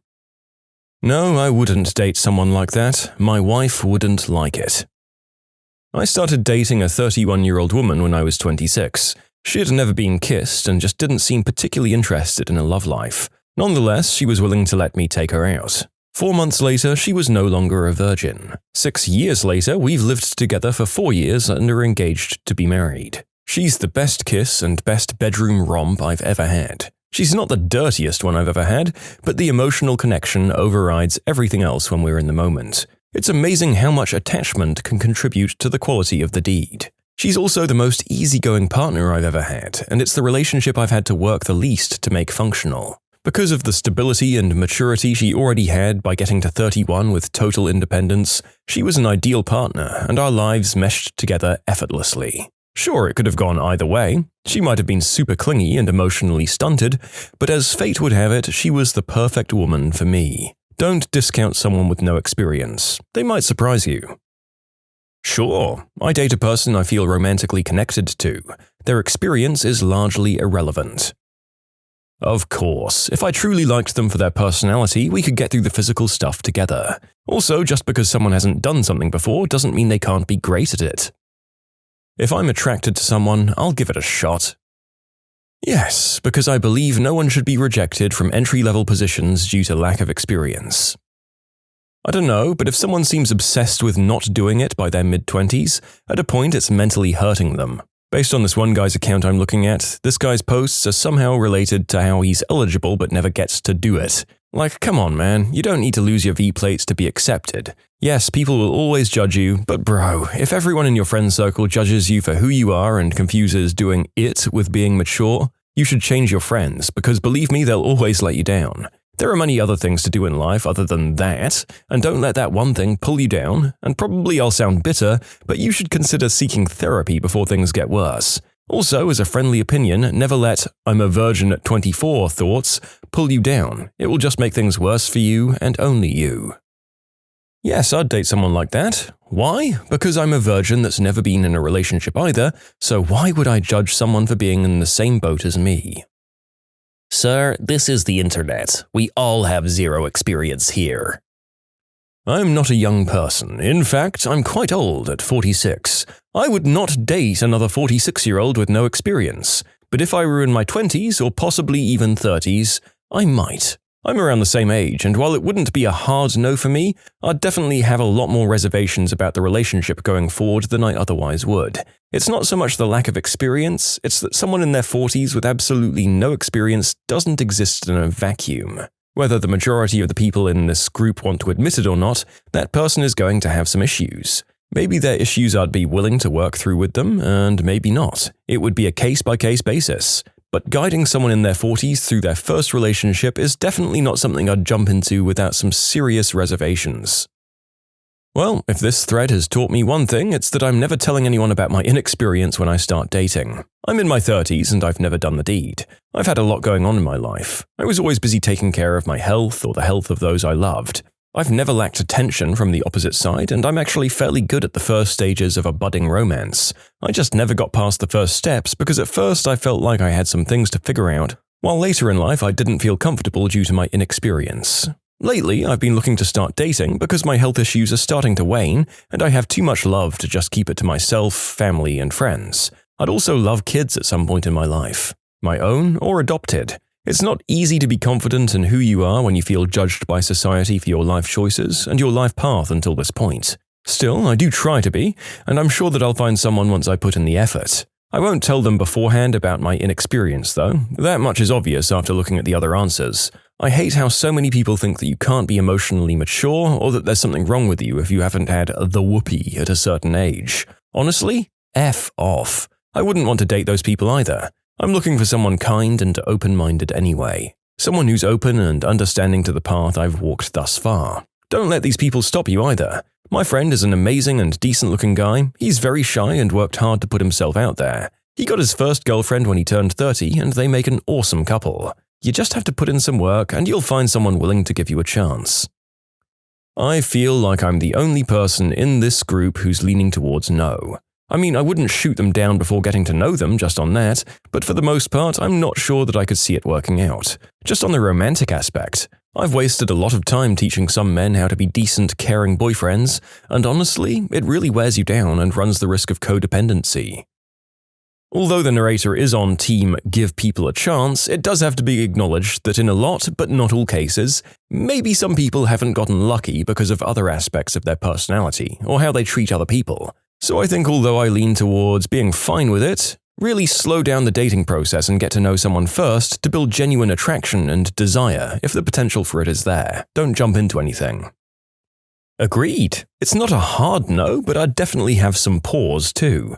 I'm in my mid-30s and a hetero man, and I'm married, so this is all hypothetical, and I feel like after a few dates, there'd be a need to have a very frank conversation about the whys of this woman getting to her late 20s, I'm not going to date anyone younger than that, or 30s or early 40s, without any bedroom or relationship experience, because that seems like fertile ground for potential incompatibilities. Getting this deep into their adult life without doing it suggests the possibility of major religious hang-ups.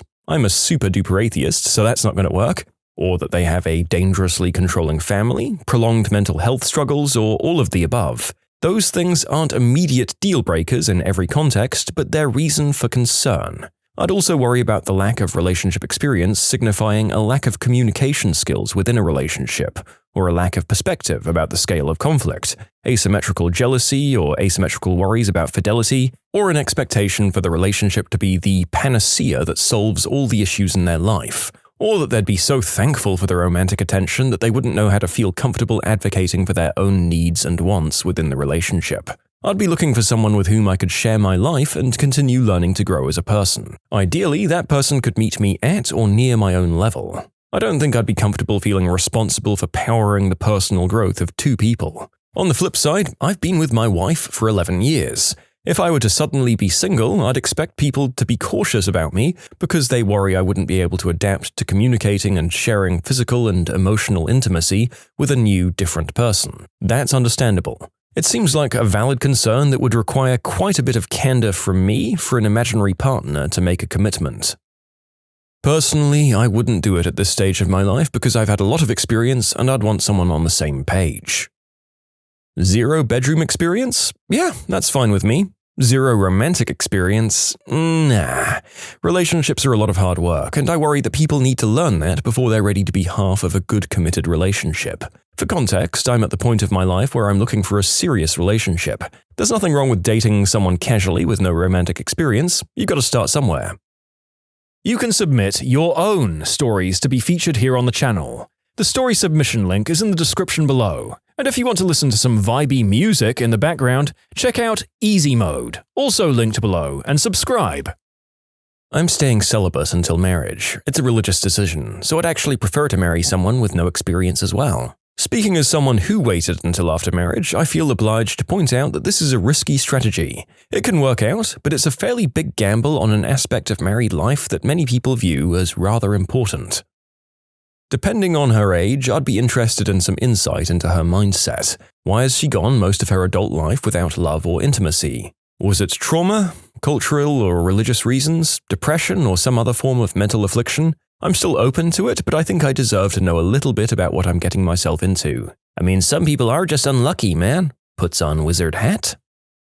I've dated a completely inexperienced person before, and to be honest, no thanks. There's nothing wrong with not having experience, but it's not for me. I'd definitely still be their friend and give advice if they need it, though. Yep, sure, I care about the personality. Imagine asking a bunch of people on the internet as if they aren't virgins themselves. I'm 63, so no, it's probably a no from me. If your answer is no, then just do the deed with them first and then you can date them since they now have some bedroom experience.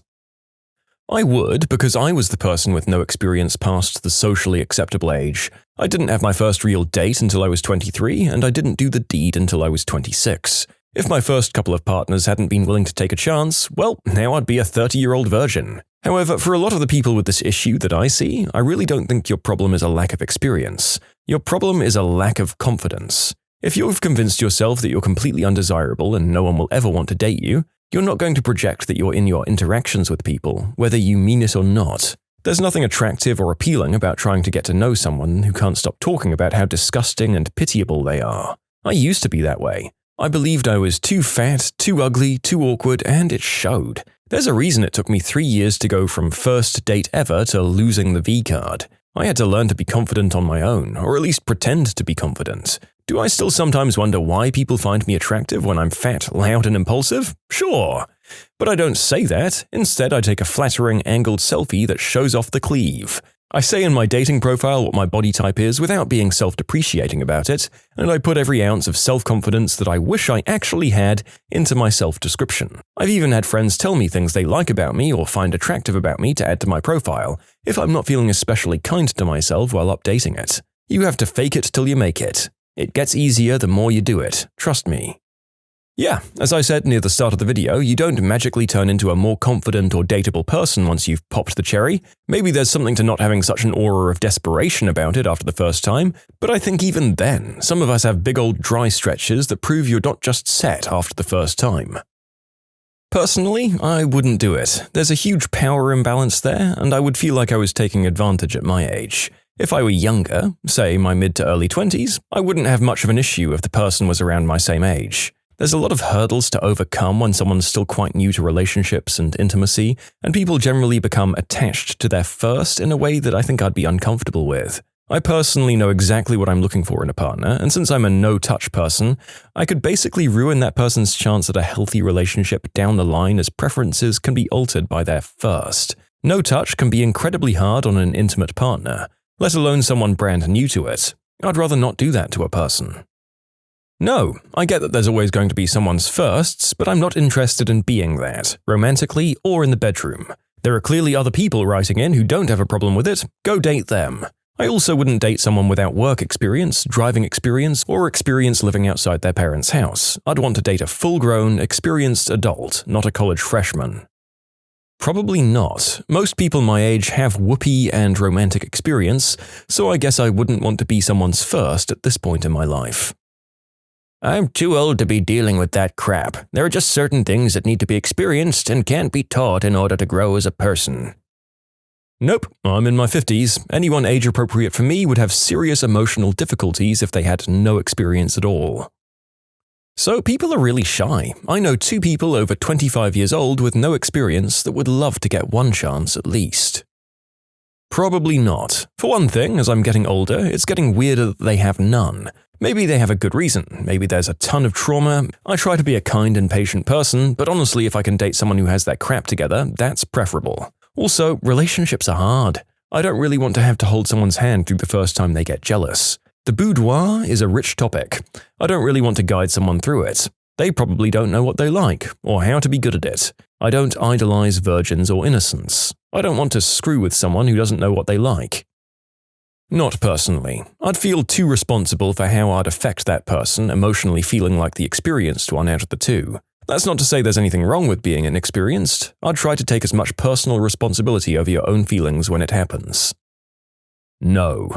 There's a reason why that would be the case for someone at my age, and most of the potential reasons are also deal breakers for me. The rest are just situations I'd rather not put up with. I also don't see the appeal of being someone's first. Some people find excitement in being a teacher, but I do not. I'd find it tiresome. Nah, I'm too messed up to be someone's first love.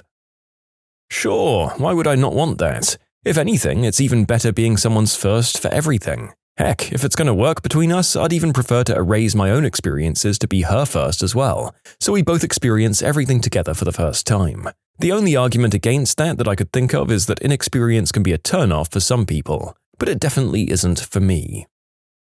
I guess for me, if someone were totally inexperienced in their late 20s or beyond, my main concerns are as follows. First, that they're only into me because I'm the first person that said yes. Like, I have enough self-esteem issues because of my own body image. If they're desperate and just want to jump onto a warm body, any warm body, I don't want to deal with any of that. That's not someone who would actually care about my well-being. Second, are they somewhere on the ace spectrum? I don't want to date an asexual. I generally want to have an authentic physical attraction that's mutual. See point 1. And third, is this a case where there's a serious mental health issue afoot, especially untreated ones? 4, are there major computability issues, like is this a religious person? I did it once and I wouldn't recommend it. It put a lot of stress on me. Your results may vary. Depends on your age. If you're in your teens, sure, you're both relatively inexperienced. If you're in your early 20s, maybe. Being a virgin into college is okay, but being someone's first experience can be possibly disastrous. If you're in your late 20s, probably not. This is where you'll run into someone becoming way too attached after you've done it for the first time. You might not escape. And if you're 30 or older, hell no. Everything stated above will be to the extreme. It will not end well. Heck no. I don't have time to explain the hamster, the zucchini, and the two Germans in my corner, or why all the TV remotes are covered in lubricant. I'm just trying to smash. I'd be bothered more by the lack of romantic experience than the other stuff. There are some basic relationship do's and don'ts that would be frustrating to teach someone. I'd say it's more about the person rather than that person's past experiences. Most dating do's and don'ts really come down to common sense. Don't pressure anything, don't focus on yourself too much, show interest in them, and don't be bland. The sad fact is that there's a lot of people where it's just not clicking for them. Those are the people you're probably more likely to see in a toxic or bad relationship. The narrator is more or less in agreement here. Although there are one or two things about dating that can be more of a minefield than regular friendship, getting more relationship experience doesn't guarantee that you won't have conflict from time to time.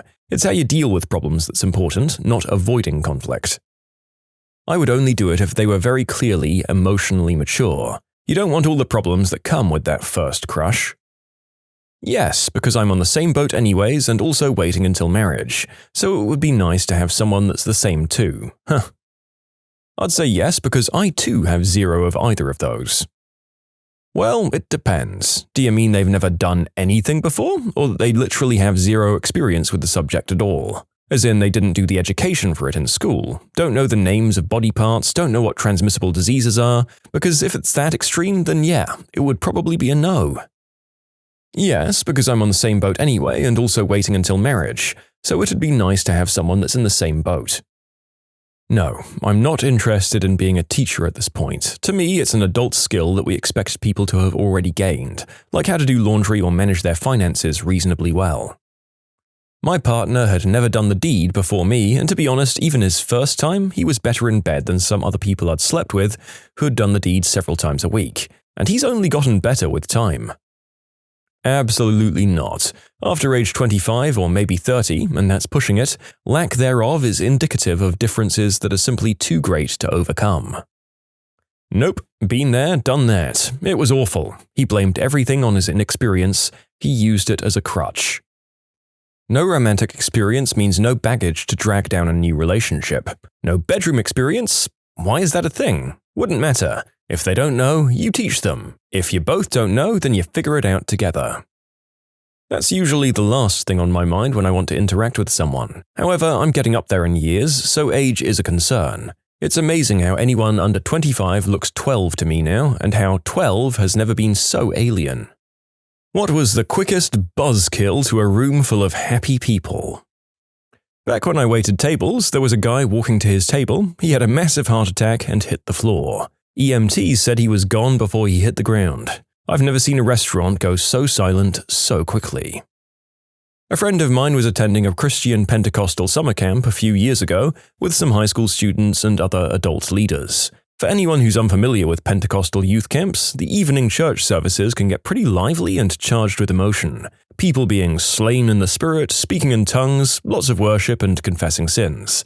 That sort of thing. There were probably a couple of hundred students, so things might have gotten chaotic. Anyway, my friend and one of the other adult leaders got pulled on stage to confess sins to the audience. Not sure who thought this was a good idea, but maybe it wasn't planned. And the other adult leader, a nice guy in his 20s, newly married, confesses to the packed auditorium of high schoolers hyped up on Jesus that he used to do the deed with his dog.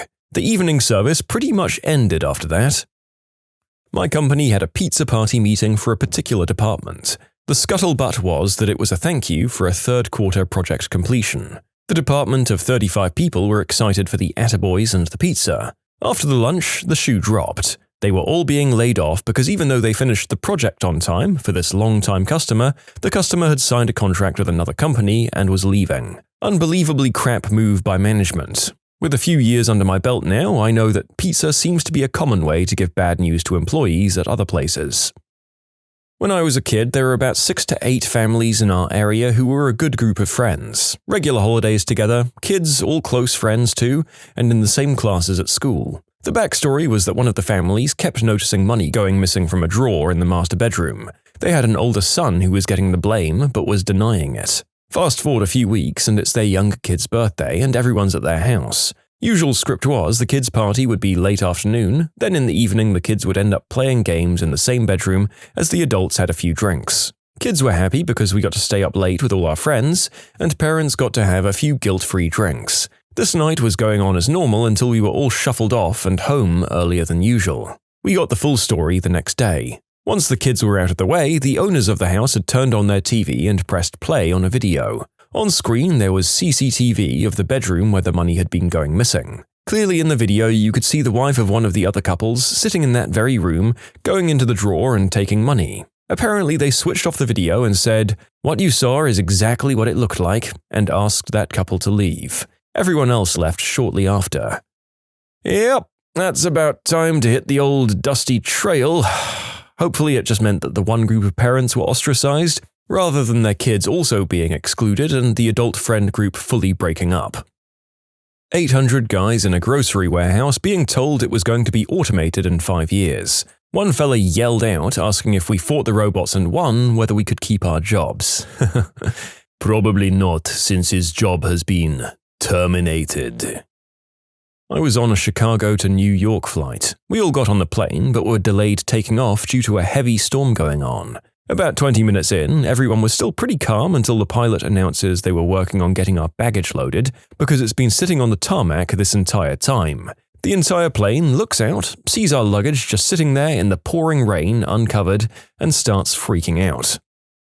The president of our company got completely plastered at our Christmas party. His speech started off funny because he was slurring hard and was playing on it. Then he started talking about how he came from nothing and became something.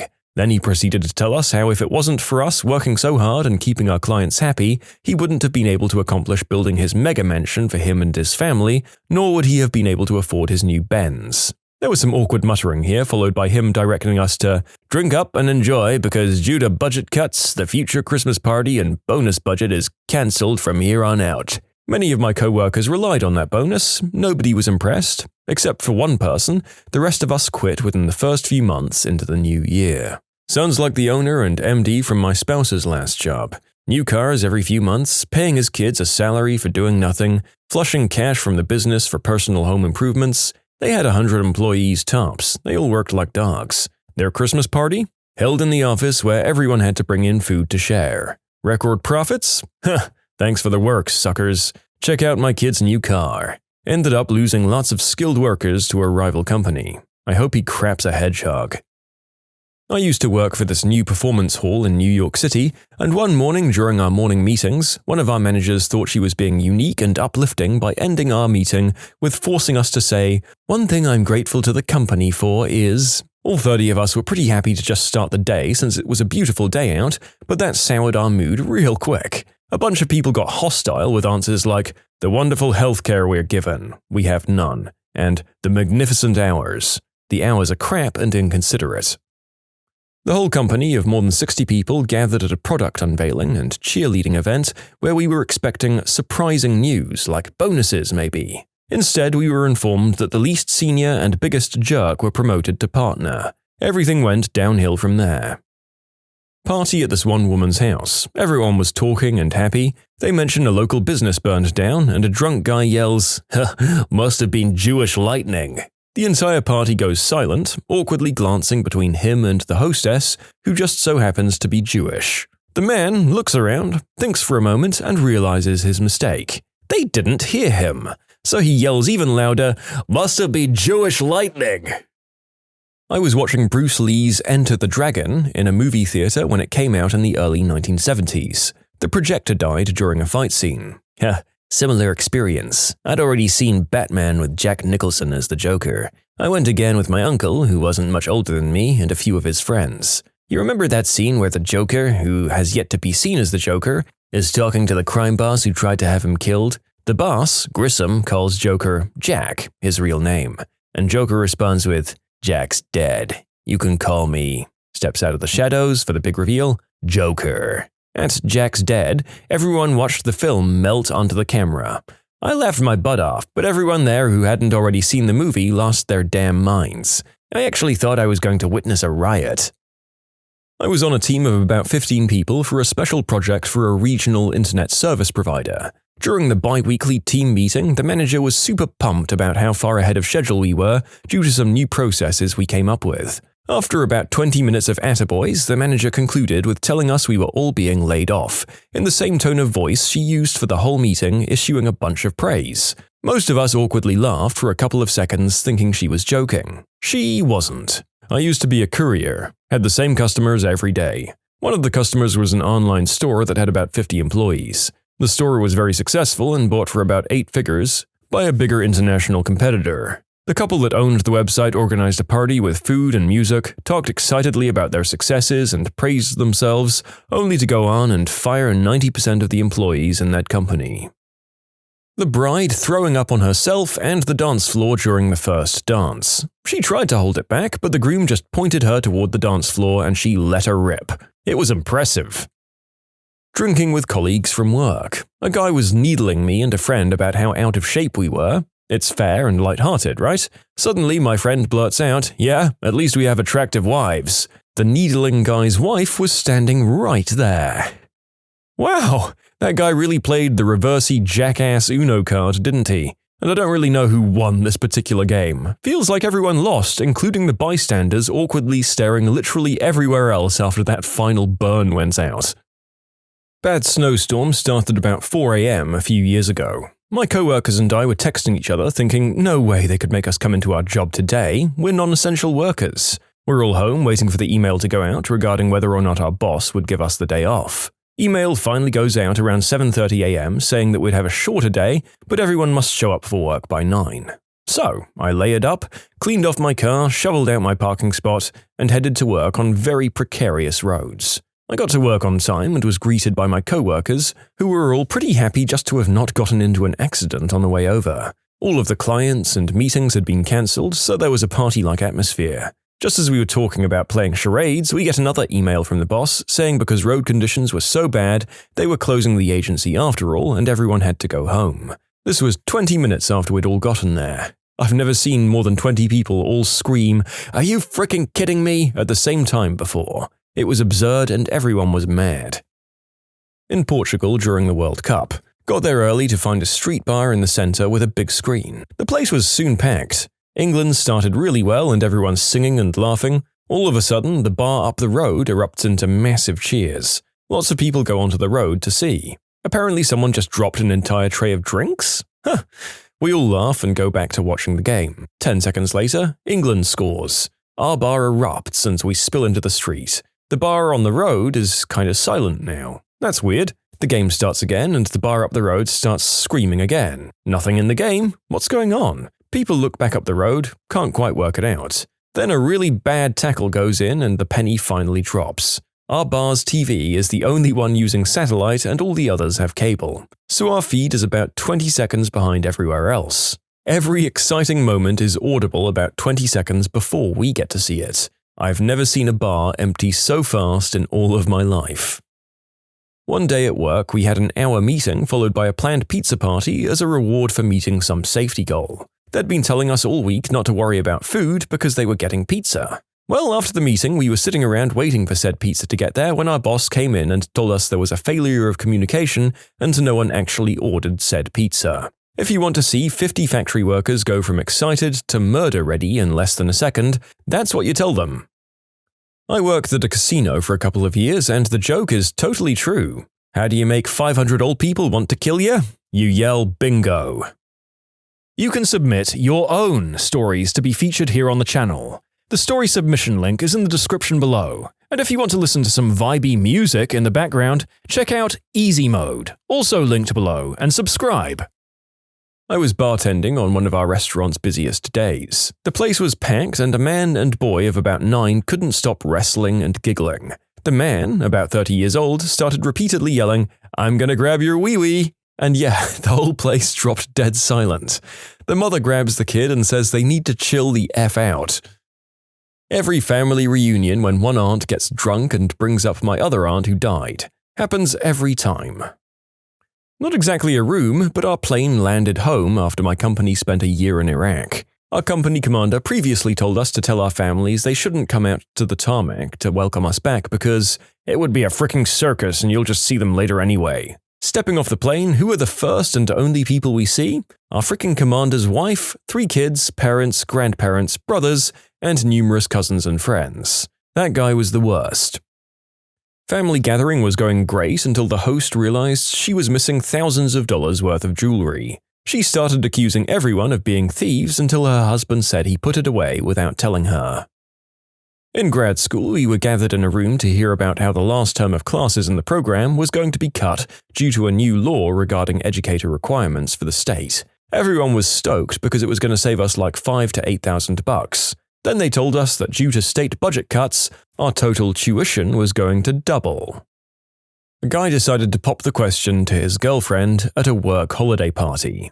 She said no. Both parties began to cry inconsolably. All the guys in the room tried to cheer up the guy with their tales of woe. All the women in the room took the woman's side and did whatever the female version of the above was. Went from a fairly happy event to a complete disaster within minutes. Plus side was, while all of this crap was going down, nobody was hitting the buffet, so I just cleaned the frick up. I guarantee you someone else has told this story with the addendum of, and then that frickin' jerk just went to the buffet.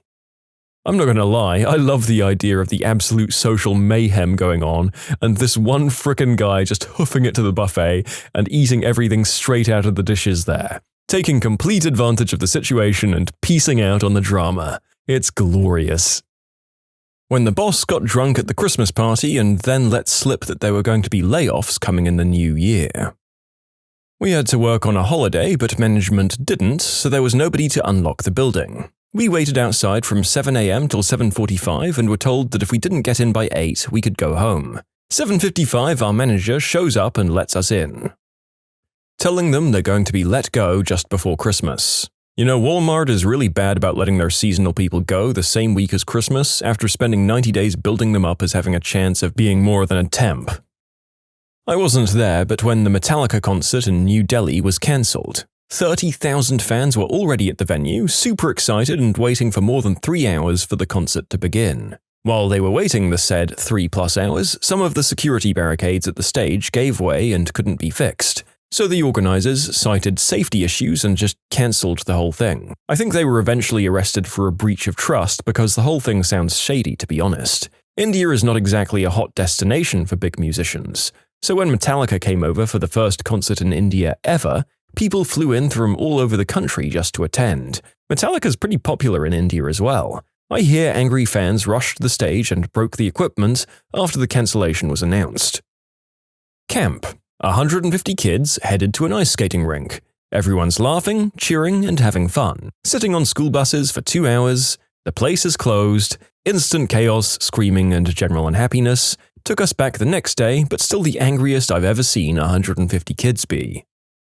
This is more of a mild story, but still very uncomfortable. It was at work during break. A whole bunch of us were outside smoking. One kid asks my coworker if he has any kids and says that he likes to dress up as Santa for the young ones. So my coworker tells him, "I have a daughter that just turned 20, and he replied with, "Well, she can definitely come and sit on my lap."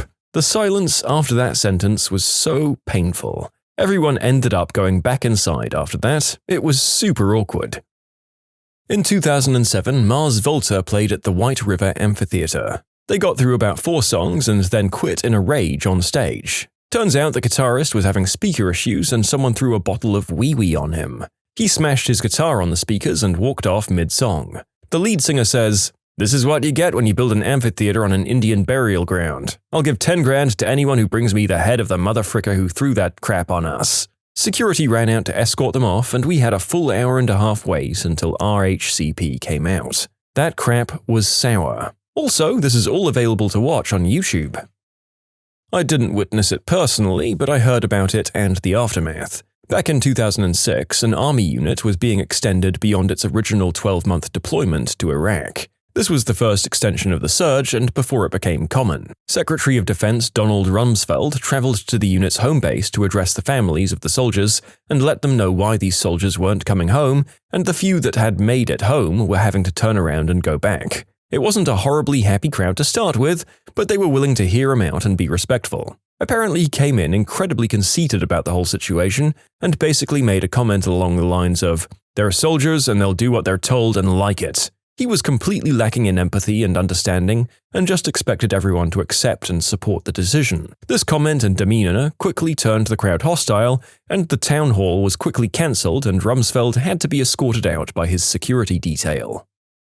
I was helping to run a Christian disco when I was a teenager back in the 80s. Everyone was happy and dancing until I innocently played Tainted Love. The entire dance floor cleared in seconds because apparently Tainted Love is a gay anthem. I'd like to know what other songs they were okay with if Tainted Love was too gay for them. It was the party for the cast of a musical I was in during my senior year. We were all having a great time and decided to watch a video of the performance that the host's mum managed to record. She had permission to record the show. In the middle of the recording, you could hear the host's mum whispering while recording it. It was obvious she wasn't aware the phone picked up her voice. She was talking about how her son deserved the leading role, not the guy who was actually cast. She was basically heckling his every move during the show. The party ended pretty quickly after that. The poor lead guy was really hurt. He wanted to go to school for theatre, but that event really discouraged him. But he got the main part, and she was clearly biased. That just makes me so sad. Another talent discouraged from following their dreams.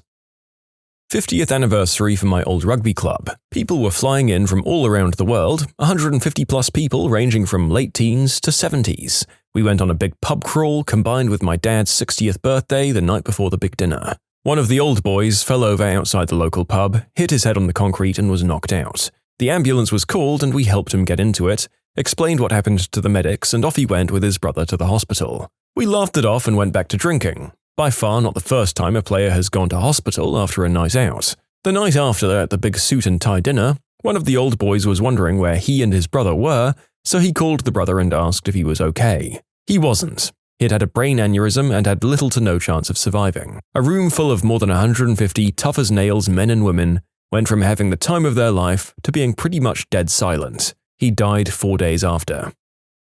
I was in a local, independently run bookshop in my hometown, and it was full of people happily searching the labyrinth of books, and the owner was talking to one particular shopper about World War II history books. They seemed to be having a proper good chinwag, and it was kind of obvious that most of the other shoppers were tuned into their conversation. After all, it was a very interesting talk they were having about history. Right up until the shopper said something along the lines of, there's actually a lot of evidence to suggest that all that stuff with the Jews didn't exactly happen. The tension in the room went up so damn quick I could smell it. It felt like we were all walking underwater. Then the shop owner freaking exploded and threw the guy out the shop. We all perused the shelves in silence. I was at a really fun party which turned sour when one of the people in the room punched his pregnant girlfriend for no apparent reason. He mysteriously fell down a flight of stairs about 20 seconds later, with no witnesses to what happened. We were discussing road safety with the headmaster. One of the pupils pointed out that there had been a car crash right in front of her, just as she'd been about to step out onto the road earlier that week, which had been really scary. The headmaster laughed and asked her what she was wearing and if it had been her fault. Absolute silence for 10 seconds as he squirmed and then mumbled, were you wearing a ball gown, or as if that had been what it meant. Pathetic and excruciating. A 50-year-old man to a teenage girl. This story took place my freshman year of high school. I was in an extremely small 5th period theatre course with about 10 or 15 people in it. We were a very well-behaved class that acted more like a family than anything else. It was fun. However, one day we got a substitute teacher who I'll call D. D was old. She had short white hair, a permanent scowl, and always wore a jacket that looked like a duster. That particular day she was angry, and you could tell. She had a difficult time with the computer playing the movie, so she was yelling, fussing, and blaming her ignorance on us. In our class, we had several tech-savvy people, but she refused all help because we were too, quote, risky. Eventually, she does get it to work, giving us the chance to ignore her. Around 10 minutes into the film, someone realized she hasn't said anything in a while, so they look over and see her eyes open, still and unresponsive. They turned to the rest of the class, who were still focused on the movie, and alerted them. Everyone began to freak out. People are taking flash pictures of her, waving, trying to get her to respond. Eventually, she woke up and yelled at us and then went back to sleep with her eyes open once more. It was the freakiest situation ever, but the good news is that I never saw that sub working for my school again. I was once at a disco on Hogmanay in Scotland, and the DJ played God Save the Queen instead of Flower of Scotland at midnight. He was lucky he made it out alive. What was the funniest comeback you've ever heard in a serious situation? My father was a cop, and his partner was testifying about witnessing a substance deal in his rearview mirror. The defense attorney, presumably trying to undermine his testimony, asks, "Typically, how far can you see through the rearview mirror?" "Well, I saw the moon once." Every so often, people at my university chalk up the concourse to advertise upcoming events. Since this is against the university code to write on the concourse, everyone does it late at night. The city police normally run a couple of bike cops, who tend to be D-bags, through campus to make sure that everything is kept neat and tidy. A friend of mine was riding on the concourse one night and got caught by a couple of bike cops. They stopped him, and one of them asked him, "What are you doing out here with the sidewalk chalk? Does mommy not trust you with paint?" To which my friend replied, "What are you doing here on bikes? Does your chief not trust you with a car?" It was an accident, but my friend effed up a standard greeting when he met his girlfriend's coworker and said, "Oh hi, I've heard all but good things about you." She didn't notice, and I've been dying to use it ever since. I can't find it now, but there's a Reddit comment thread somewhere with a blind guy speaking about his computer setup. Someone says, "I'd love to see your keyboard," and he just replies, "So would I." Fricking stunning. A friend of mine was shoveling snow out of his driveway one day when his neighbor came over while smoking a cig and started complaining that the smoke from my friend's chimney was drifting over to his house and causing his family breathing problems. My friend said, "Well, you smoke." And he replied, "Well, I smoke outside." And my friend said without missing a beat, "So does my chimney." In high school English class, we were doing a quick play acting summary of Oedipus. We chose a few people to play Oedipus, his mum, and some other characters. One of the other characters was played by a normally very reserved and quiet guy. The teacher says, "Okay, start." This quiet guy immediately turns to Oedipus and says, "You mother effer." The guy didn't even get in trouble, it was so funny. Look, he played a character accurately commenting on the deeds of the protagonist. What was she going to punish him for? Also, I guess it's really hard to send someone to detention while clearly holding in laughter. Mean, but unintentionally smart-ass funny. Mr. Hirka was a grumpy art teacher in my junior high that had a wooden leg. One day, this Russian student Igor, who spoke very broken English, was telling a story about how he'd spent hours the night before working on his painting, only to have his younger sister finger paint over it while he was away, so he didn't have it. Mr. Hirka said, "You're pulling my leg, Igor." Igor paused for a second and said, "Oh no, I wouldn't do that, Mr. Hirka. It would fall off." The class erupted, and if I recall correctly, he got a few days of detention for that. My dad asked my mum, "What's the passcode to your phone?" "It's the year I was born." "Huh, I don't see a BC anywhere on this keypad."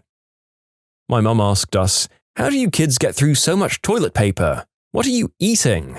My brother answered, "Toilet paper." "If you poop toilet paper, do you still have to wipe?"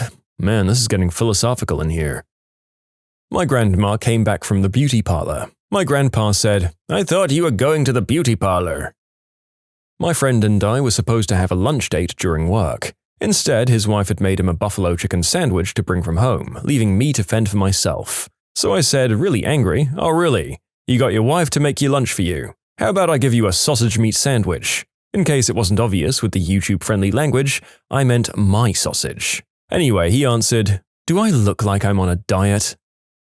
A buddy of mine was driving through Georgia and got pulled over by a police officer. The police officer came up to the window and told him, "Nobody goes that fast through Georgia." His reply was, "General Sherman did." He found out a police officer can hold you 24 hours without formal charges that night. It was worth it, though.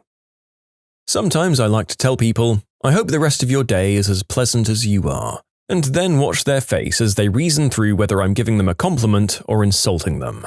The delivery of this line is as important as the line itself. Which one should I do? Poker face or extra happy fake smile? Guy in Jack in the Box shouted, "Frick the police!" And a random bystander, "Right on, man, Sting's solo work is way better." My brother was being a butthole. My mum called him a son of a bee.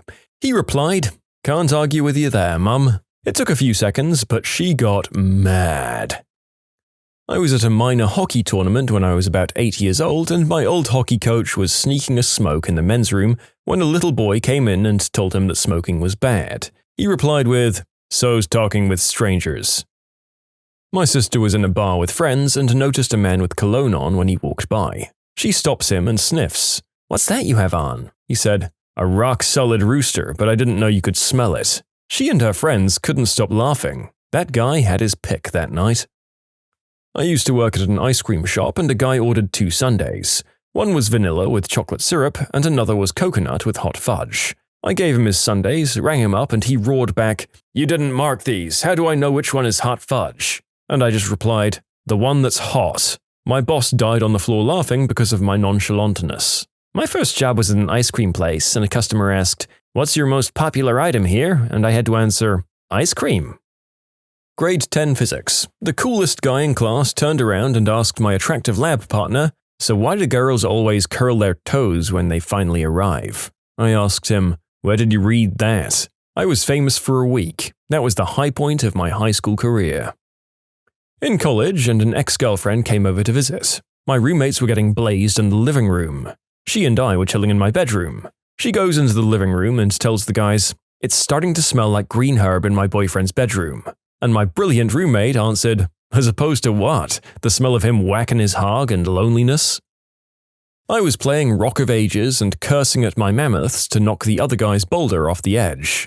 My friend opined, "If you keep treating your mammoths so badly, they're just going to leave you." I said, "That shouldn't be a problem. I didn't name any of them Shauna." That was his ex-girlfriend's name. He demanded an apology written in cursive. Last year, I was working as a teacher in our preschool classroom, and this little boy is telling a story, which I can't exactly remember but wasn't altogether daycare appropriate. My co-teacher says, "Excuse me?" And the little boy replies, "Excuse me, did the middle of my sentence interrupt the beginning of yours?" To this day, it still makes me laugh.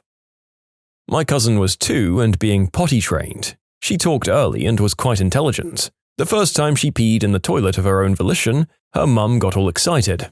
"Oh my gosh, Julia, did you just go potty?" Julia puts her little hands on her hips and says, "Well, it's not lemonade." Oh boy, that's 2 very young kids in a row with more sass and sarcasm than some adults have after long, hard lives. What's getting them so deliciously cynical so young? I kind of love it, but I'm simultaneously glad they're not mine. An angry security guard said, "Are you getting smart with me?" My friend answered, "As if you'd know."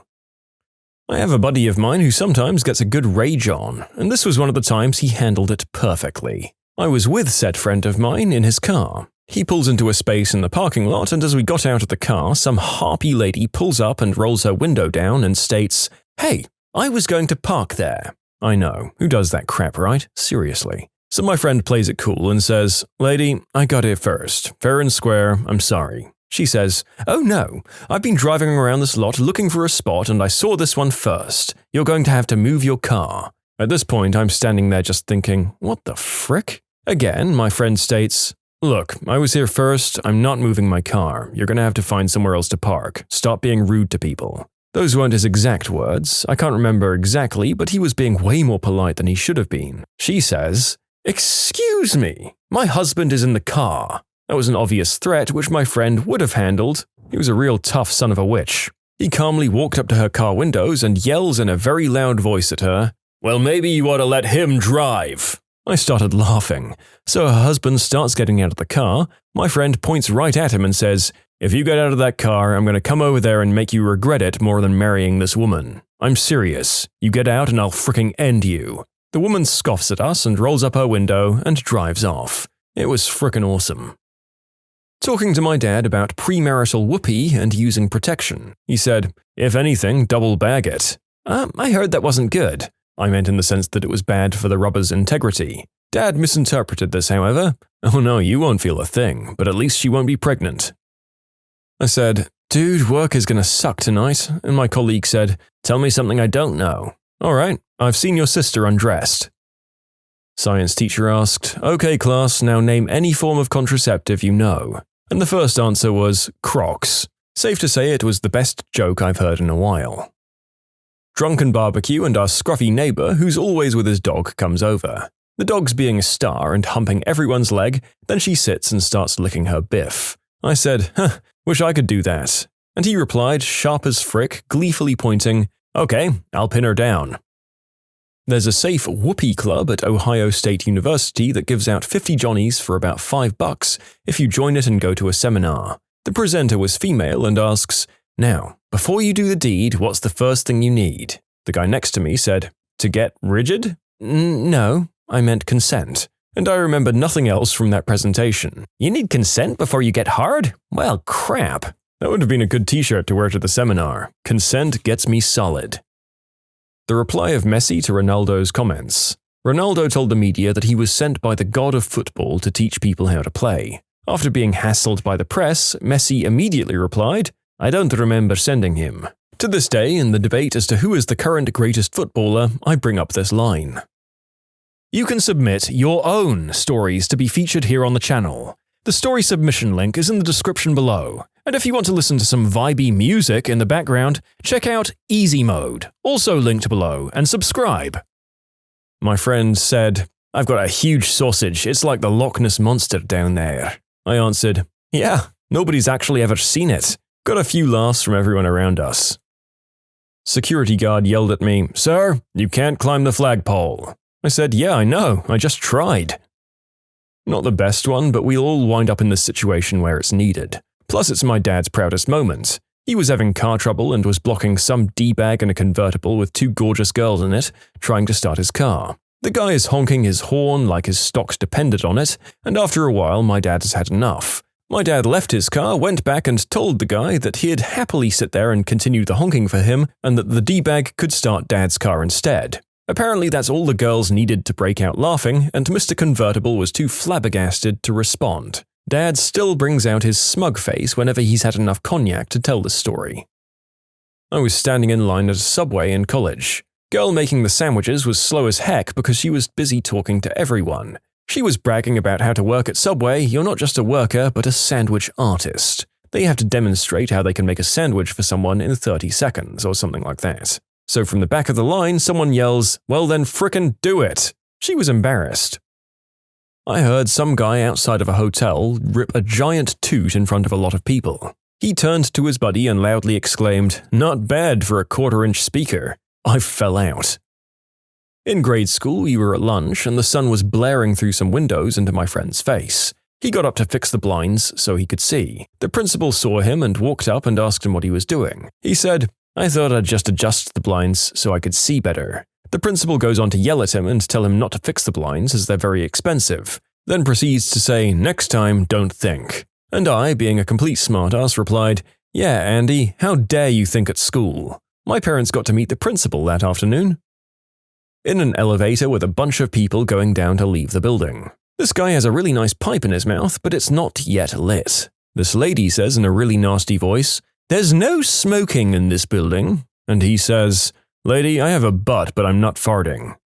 I have money riding on that guy having that zinger pre-prepared and deliberately baiting people with his pipe anytime he was on his way out of the building. Exhibitionism is the only reason anyone would choose to smoke one of those things in the modern day and age anyway. Guy on a park bench yelled, "Run, Forrest, run!" The jogger yelled straight back, "Sit, fatso, sit!" I've told this story before. I asked a very tall guy, he was 6'11", if he played basketball. He asked me if I played miniature golf. My cousin is 6'7", and I've told him he should get a t-shirt that says, "6'7", the weather's fine, and I don't play basketball." My dad asked, "Son, have you seen my phone?" I asked what it looked like. "It looks like 2 horses making babies." "It's a phone, son. It looks like a phone." My female teacher just randomly came up to me once and said, "You look ugly with that beard." I just said, "You too." Walking by my dad's bedroom, I hear my stepmom utter the dreaded, "Do these jeans make my butt look big?" It's a real catch-22. On the one hand, he likes big butts and he cannot lie. On the other, he knows what answer she wants to hear. It was in this moment of indecision that I felt it necessary to save my father. Louder than it should have ever been said, I rang out with, "The jeans are fine. It's all the cookies and ice cream that make your butt look so big." The look of horror, laughter, and pride on my dad's face made the subsequent obligatory grounding worth every boring minute. "If I want any lip from you, I'll rattle my zipper." I knew a gay guy who got relentlessly bullied at his Christian school growing up. 2 guys were the main instigators and would nitpick anything he did. If he looked nice, they'd call him rich boy. If he dressed down, they'd ask him where his fancy clothes were. They'd ask him how many guys he slept with to afford his car. They were predictably trailer trash and homophobic and hated seeing a gay guy who had more than they did, even though he never flaunted his family's success to them. One day he got sick of that crap and said, "You know, sometimes I think about coming over and burning your house down, but then I remember aluminum isn't flammable." They were speechless. Sidewalk Cafe in San Francisco. A fast-walking, drunk, blazed, wild-eyed guy grabs a glass of wine from a guy who was seated at one of the tables and then continued onwards. The guy whose wine glass was stolen spun around in his chair and shouted, "I spit on your soul!" The wild-eyed guy turns around to walk backward a few steps, saying, "Where my soul's at, spit evaporates before it hits." Ray Meagher, famous Australian actor, was seen by myself and some friends in a McDonald's about 10 years ago. My friend shouted, "Hey Ray, getting a bit round around the edges these days, I see." Ray answered, "Yeah, 'cause every time I root your mum, she gives me a cookie." I read maybe 4 or 5 years ago about a group of friends that were all pregnant at the same time. Someone made the comment of, "There must be something in the air," and someone else replied, "Yeah, their legs. I've been holding on to it all this time hoping to use it, but no one has ever set it up for me." Winston, if you were my husband, I'd put poison in your tea. Madam, if you were my wife, I would drink it, said Winston Churchill to Lady Esther.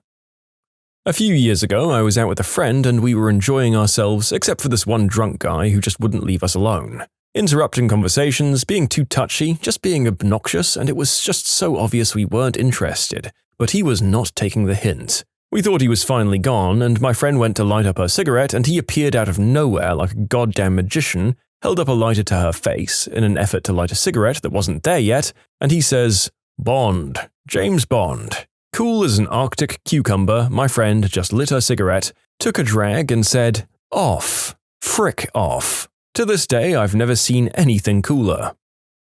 Back in junior high, my friends and I had an IRC chat room. This was the exchange one day. My female friend said, "F the world," and my male friend said, "Well, I heard you're halfway there." I got a good chuckle over it.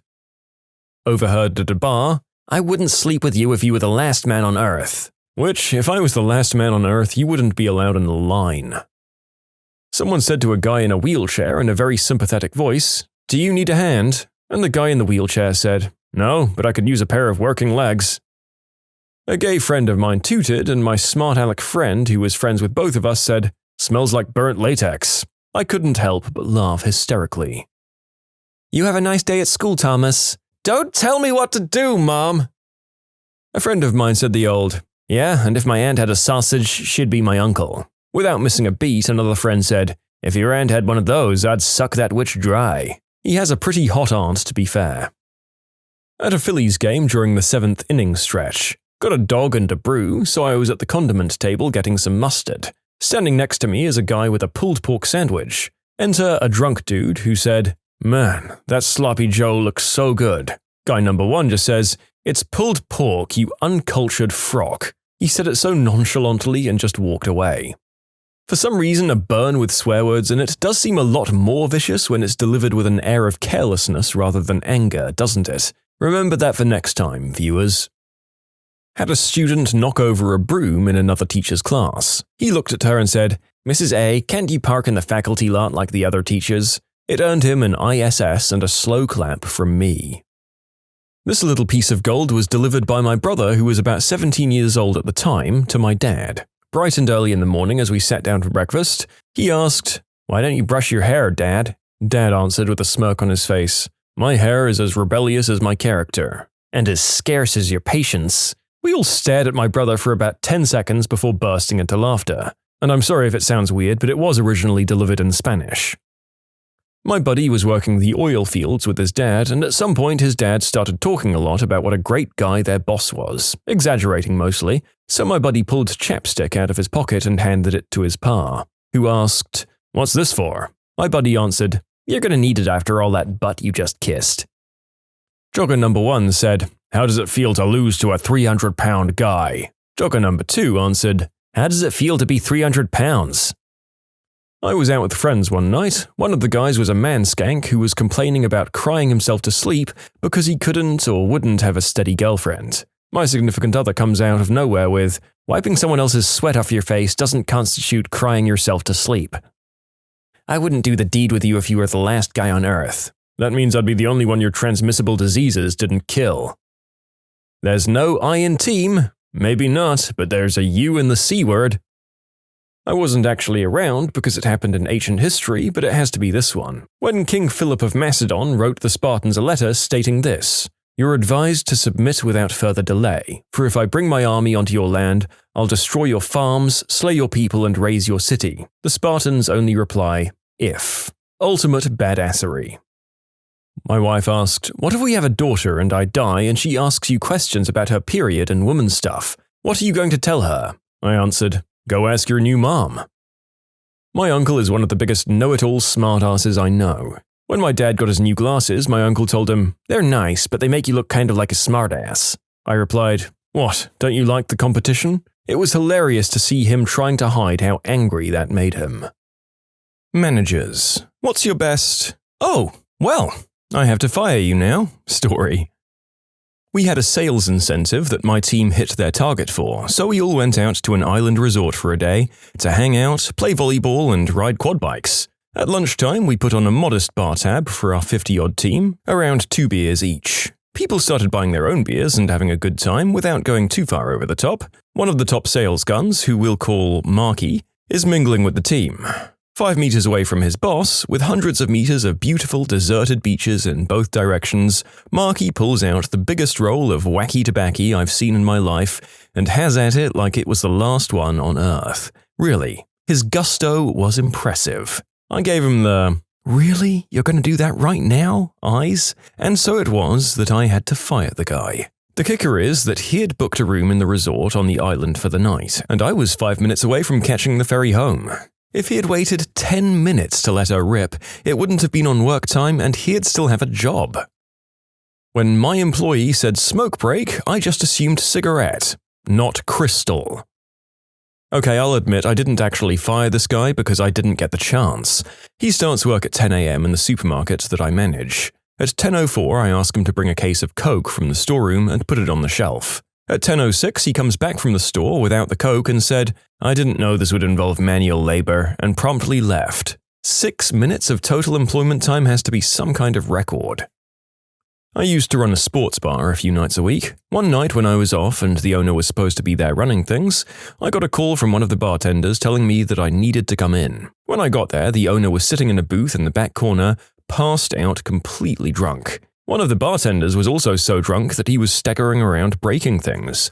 The kitchen staff had walked out, and one of the waitresses had burned herself trying to cook something, and the doorman was apologizing to an irate group of sports fans. Apparently, the owner and the drunk bartender had started pounding shots, the owner got drunk and screamed at everybody, and the cook and dishwasher had walked out with food still on the grill. I sent the drunk bartender home, sent the waitress to the ER, cooked up a bunch of the food that was prepped and sent it out comped, closed the kitchen, comped around on the house, and we ended up having a fun night. Didn't make any money for the owner, but it was fun.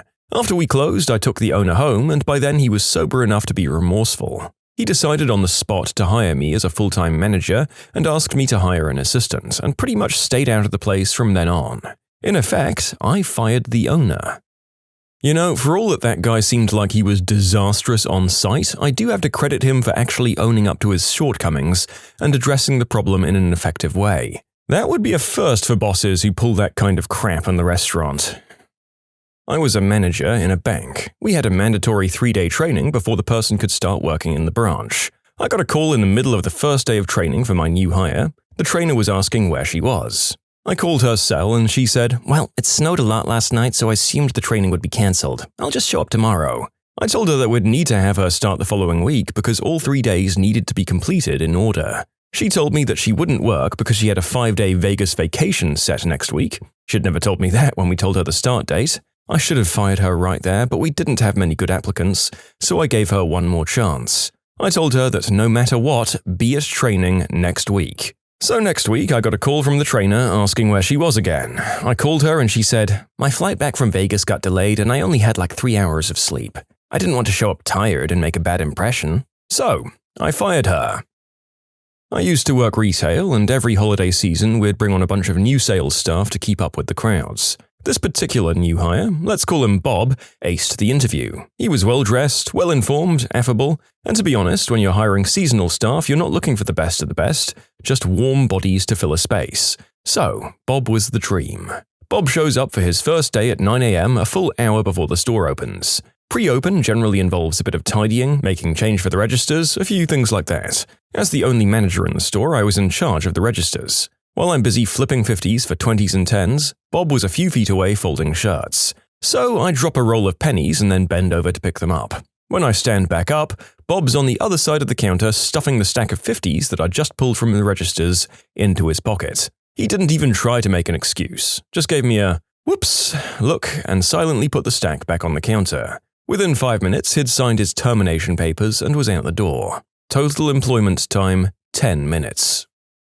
I was supervising a call center where the agents did market research surveys. One of the new guys from the recent training class had been working for a few days and had yet to even get decently into a survey with anyone. Like he'd sit there for 4 hours at a time doing nothing but occasionally throwing out an intro. But since he was a quiet kid and didn't complain, I spent more time with the others in his training group and didn't focus on his lack of production until about his 3rd day. I just wanted to hear how he was pitching the survey to give him some pointers. So I tapped in. They can't tell that we're listening into their calls, and I was on the other side of the room.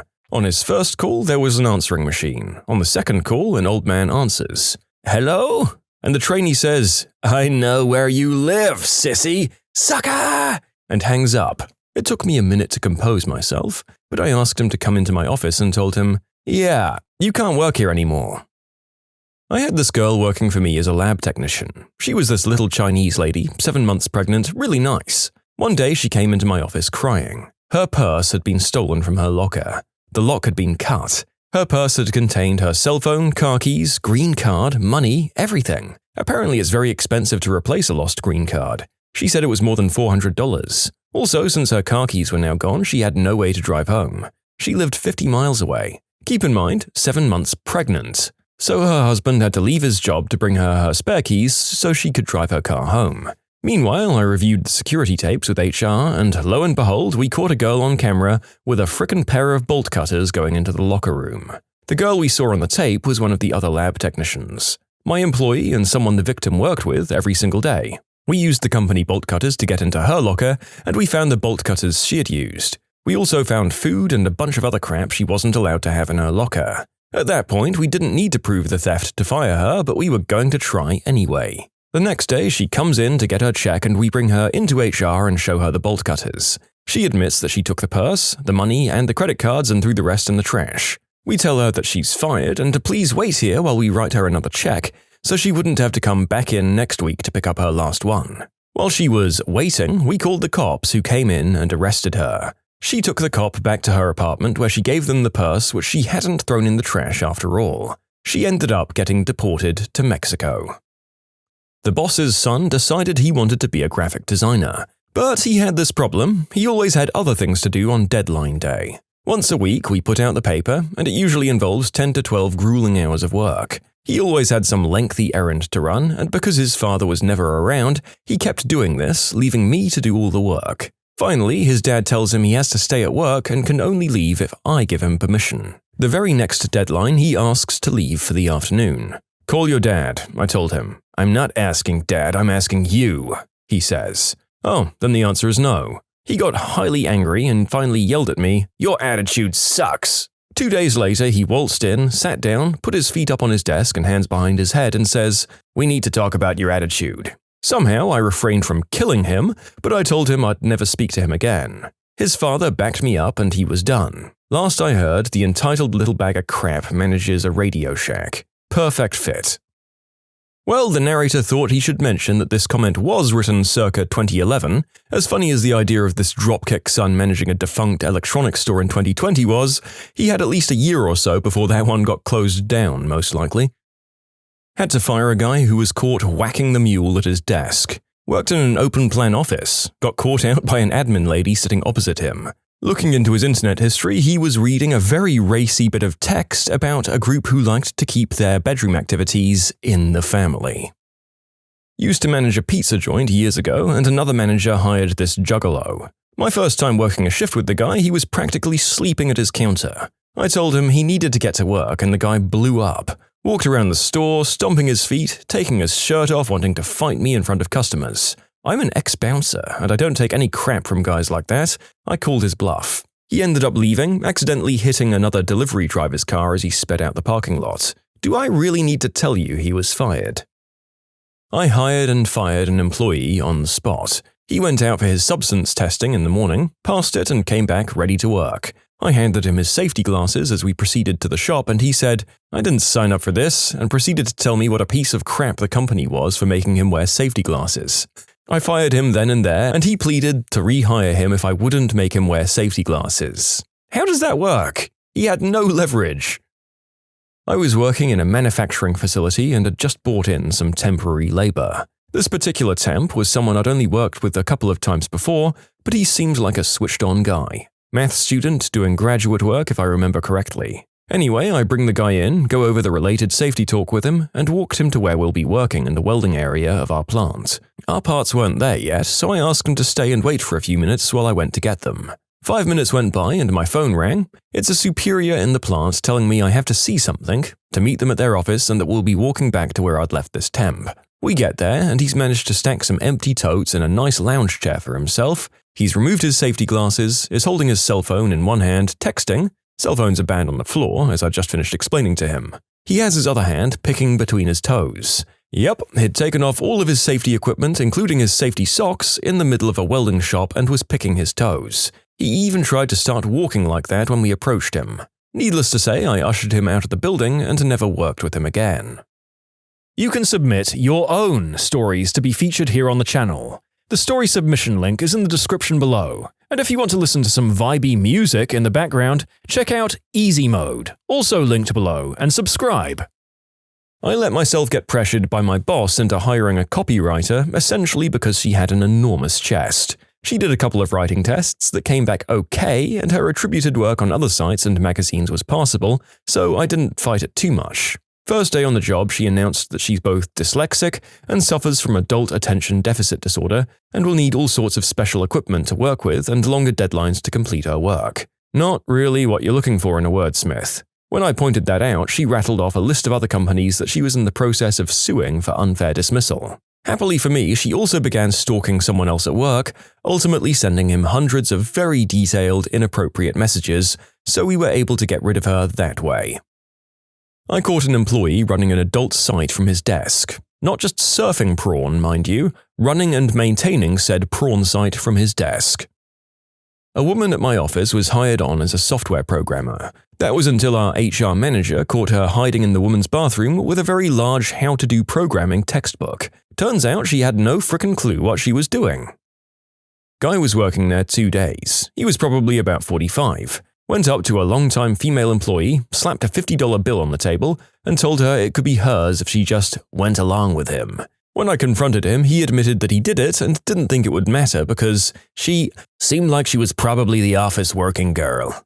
I didn't even have to talk to HR about that one. It wasn't a firing, but an employee at my company was laid off. While we were cleaning out his office, we found the entire back wall of his work area caked with boogers. Damn it, man, what the hell is this? His explanation was, "Oh, I mean, the trash can's right there, and when I flick them in the trash, sometimes I miss." This is from the same fellow who crapped his pants while walking to work one day and called me on his cell phone asking me to pick him up and drive him home. And yes, I was his boss. Haha! Well, while I'm sure it was flattering that you were the one he trusted to help him in that messy situation, if I make brown, I don't think I'm going to tell another living soul, let alone the man I'm late on my way to work for. An employee, let's call him Bob, was out for a week allegedly with an infection of some sort. Bob was a young guy in his early 20s, and his mother called several times while he was out to keep me in the loop. One day, Bob unexpectedly returned to work about 3 hours past the start of his normal shift. He tells me he's feeling better and wants to go back to work. He looks awful, and I try to convince him to go home, but he insists on working, so I walk with him back to his cubicle and ask him if he needs anything. He asks for a glass of orange juice, and I happily run to the break room to get it for him. A half hour passes, and another employee enters my office looking a bit concerned. He suggests I go check on Bob, saying he doesn't look well. Upon entering the area where Bob sits, I find him slumped over his desk, head down and eyes closed. I wake him up and tell him he needs to go home. He agrees, takes a long sip of his orange juice, and tells me he just feels awful that he's been out of work for so long. I realize that letting him take the train home alone wouldn't be safe, so I grab a nearby phone and call him a town car. I watch as Bob tries to stand up and collect his stuff. He can barely hold himself up, so I offer to help him down to the car. With Bob leaning on my shoulder, we began to leave when I realized his backpack was still sitting under his desk. I suggest he hold onto the cubicle wall while I grab the backpack, and about 2 seconds after I walk away, he stumbles, falls, and slams his head hard on the corner of the cubicle. In a frantic moment, I grab his backpack and rush back to help him up. As I'm investigating the massive red mark on Bob's forehead, which soon turned into a very impressive swollen mess, an empty bottle of vodka falls out of his backpack. Bob isn't sick. Bob is wasted, and I'd given him the mixer for his screwdriver. Trying to stay calm and get Bob out of the building without the whole office knowing he's drunk, I helped Bob down the hall to the elevator and we rode together to the lobby. His car was waiting for him at the curb, and I ask a security guard to help me get him to the car, since I can barely hold him up myself. Bob takes the seat behind the driver and immediately starts pulling on the driver's seatbelt and spitting on the seat next to him. The driver quickly gets out and tells me he won't be taking Bob anywhere. I open Bob's door and try to help him out of the car, just to be greeted with, "Don't frickin' touch me, you gay slur. I'll kill you if you touch me." I walk away, unsure what to do next, and watch as Bob falls out of the car door and sprawls out on the sidewalk as a high-level executive from my company walks by and says, "Come to my office as soon as you're done here." Lovely. I hail a cab, but the driver takes one look at Bob and peels away. I can't really blame him. I see a police officer across the street and I run over, asking for advice. The officer suggests I call 911, so I do so. The cavalry arrives, ambulance, police cars, fire truck included. Bob is angry, screaming at the cops and EMTs while they strap him to a gurney and secure him in the back of the ambulance. They tell me what hospital he's going to and take him away. I head back inside to call Bob's mother and let her know what happened. She's not surprised at all and admits that she was fully aware of his alcohol problem. I walk up to the high-level exec's office and he immediately just starts laughing his butt off as I enter. He just wanted to gossip. Obviously, Bob was fired. My boss actually had me send a courier with a termination letter to his hospital room, which I felt awful about. I only heard from Bob once after that day. He was in rehab and doing better, and he had called to ask if he could use me as a reference. I was working as a duty manager at an arcade to which I'd been transferred to help get it into shape with the new manager that they'd sent there. I'd started at another site as an attendant and got made supervisor within a few months. This new place previously had one supervisor who didn't give a crap and 8 lazy attendants and one really over-the-top hard-working lass. A lot of the machines were down on cash, and I was told by my boss to find out who was stealing and simply get rid of them. So one by one I started fixing the machines so the meters read correctly and so that only I or my boss could get into them. The machines start to register what they're taking, and everything seems to be going well. I walk into the office in the back of the arcade to hear guys complaining in the tea room about how hard it is to steal from the machines now. One or two of them make suggestions on how to get round the new locks and the working meters, and another one makes jokes about giving the new boss a kicking, which actually progresses into a conversation about how they'd do so. It went on for about 10 minutes with me making a fair few mental notes. As they obviously weren't going to do their jobs and were just mooching, I decided to ask them about it. So I went into the office, took a seat and called them in. The 4 of them enter with a look of uncertainty and ask what the problem is. I then tell them off the bat they're facing disciplinary action for stealing from the company, for intentionally damaging company property, taking unscheduled breaks, and for one guy falling asleep at the cash desk. This guy I felt sorry for prior to, as for the first job I'd ever had 8 years ago I had worked alongside him. These guys initially denied it, but when I stated various methods and repeated parts of their conversation, they buckled. Passed it on to my boss, who raged the F out and fired them. So, 4 people in one sitting. Well, look, I know service jobs suck, but if you ever find yourself having a conversation along the lines of, "We need to figure out new ways to steal from the tills and then implement X steps while we beat the crap out of our new boss, who actually seems to give a crap about making it work again," maybe you should examine whether you really get to be upset when you're fired.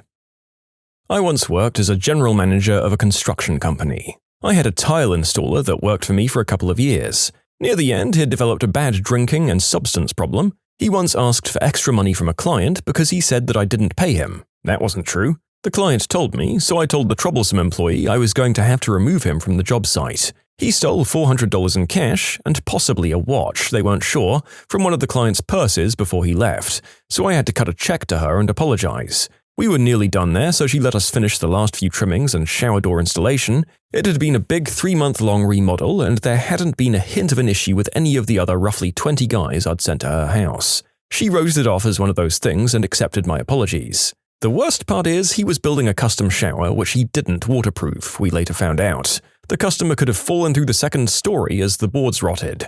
Luckily, she called us because a tile was coming loose. I came out and just about had a heart attack when I saw nothing but tar paper under the tile. Under all the tiles. I began pulling them off with ease, one by one, and I was so mad that I tried to set up a meeting with the guy. His phone was disconnected. We had to redo an $18,000 Moroccan-style showroom at our own cost. If I could find that guy to this day, 5 years later, I would beat him senseless. Oh, mine was a fun one. Older guy, hired him for a customer service position in a call center via a temp agency. Well, after 2 weeks, he calls me to tell me he's had a heart attack and is going to be out for a while. Seeing as how he works for a temp agency and not directly for us, my response was, okay, just let the agency know and let me know when you can come back. The guy would call me about once a week just to let me know he was alive. After about 6 weeks, I happened to be looking at a report of payouts from the temp agency, and I see this guy's name on there claiming 40 hours. After some digging, we figured out that he had been forging my signature on them since the day he had his, quote, heart attack. I ended up waiting at the temp agency for him to come pick up his check, and by check I mean 2 cops with handcuffs. When did a blind date make you run for the hills? I chatted up a girl online for about a week or so, and things went pretty well, so we decided to meet up. I asked her out to dinner and said that if things went all right, we could go grab a drink after. Let's just say her photo didn't match her appearance. Her excuse was that she'd had a crazy ex that was stalking her, so she'd used her sister's photo and name. Her name. She'd lied about her name.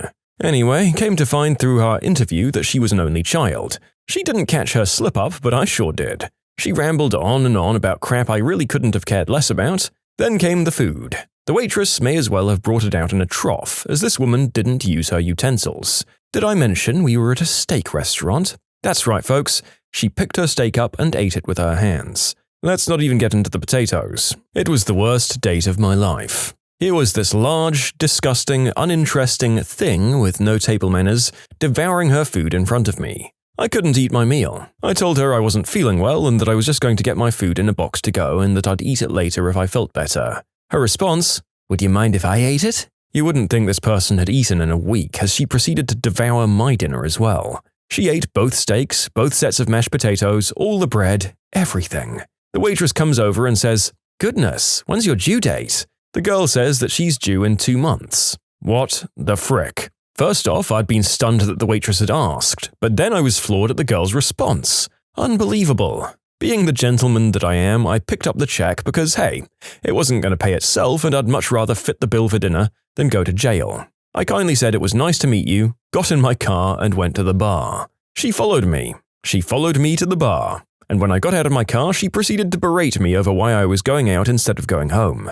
Now she's calling me a liar in the parking lot of the bar I frequent, and my work buddies are starting to roll in. I never heard the end of that. I said, to hell with this crap, got in my car and drove home. As I read this, a thought occurred to me. What if she was completely underwhelmed with you and decided, screw it, I'll eat with my hands tonight, just to see what she could get away with? I'm sure that's not the case, but I couldn't shake the thought.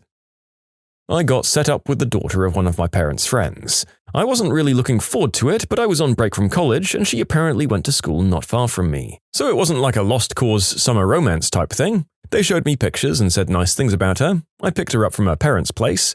We were both home for the summer. And I was a little surprised by how pretty she was. The pictures had been from back when she was in high school and didn't really do her justice. The date was dinner and a movie. Dinner went really well. We had a lot in common. She was very grounded and down to earth, cared about the environment. If I had a type, she was it. So we're walking to the movie theater, and I slipped my arm around her waist. She pushed me away and got really serious. "I'm really sorry because you seem like a nice guy, but, I'm gay. I just went out with you to make my parents happy." Sitting through the Chronicles of Narnia with her was the most awkward 2 hours of my life. Well, it was ironic that you both went to see a movie about going into a wardrobe, also known as a closet. I'd hazard a guess that it was probably an equally awkward date for her, and I hope to God that you didn't out her to anyone, because she seems like a nice lady. Mine's more of a blind date fail. I'd just come back home from college and I was having a night drinking at the local watering hole when I noticed the place had a new bartender. New attractive bartender. Short hair, nice tattoos that were clearly leading to interesting places, and an Electric Six shirt. Frick, yes. So I start making a bit of conversation, and much to my surprise, we seem to really hit it off. And not just bartender as everyone's best friend until they leave hitting it off, but really cool conversation. She starts hinting at if I'm seeing anyone, and I say no, and she immediately reaches into her pocket and starts writing something down. On the top is the number of the apartment, and these are directions. We're having a party on Wednesday night, and you should come. True enough, a phone number and directions. What would you think? So Wednesday comes, and I'm dressed up and ready to impress. I head over to her place, knock on the door, and there she is, looking $1,000,000. She smiles and hugs me, grabs me by the hand, and drags me through the party until she gets to this big dude. Jonas, this is my roommate Jeff. Jeff, this is Jonas. I do the whole pleasantry thing, but when I turn around, she's gone. I mean like poof, gone. Like Batman. Not knowing anyone else, I just keep on talking to Jeff. Seems like a good guy. Suddenly, he stops me mid-sentence and says, "You're not gay, are you?" "No?" You should really tell Liz that. She'd apparently set up the entire party as an excuse to hook me up with her roommate. I'd been on a blind date with a guy and didn't even know. I once went on a date with a girl, and this is how the conversation went. She asked, "So, what's your favorite book?" Tough, but when I was little, I loved Jurassic Park. "Oh, Jurassic Park?" "The book or the movie? Everyone loves Jurassic Park." Then she follows up with, "I don't believe in dinosaurs." "You don't believe in fossils?" "I don't want to get into it, but I think fossils are bullcrap." I ended that conversation there and held on to the night until later when she told me, "I don't believe in outer space," and my head fricking exploded.